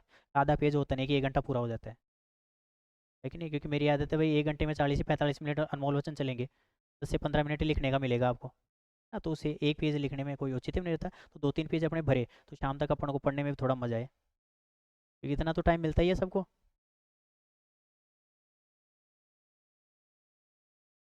नहीं, वैसे अपन लिखवाएंगे यहाँ क्लास के साथ, और बाकी जो है आपके जो नोट्स है फिर उनको अपन टाइप करवा के, वो क्योंकि ऑनलाइन ऐप पर भी अपलोड करना है, तो यदि वो आप भी फिर वो लेना चाहो तो वैसे भी ले लेना।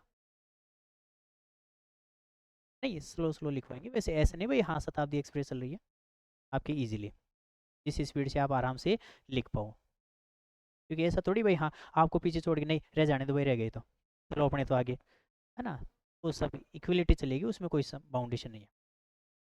ओके। कोई भी डाउट किसी प्रकार का? Okay, thank you.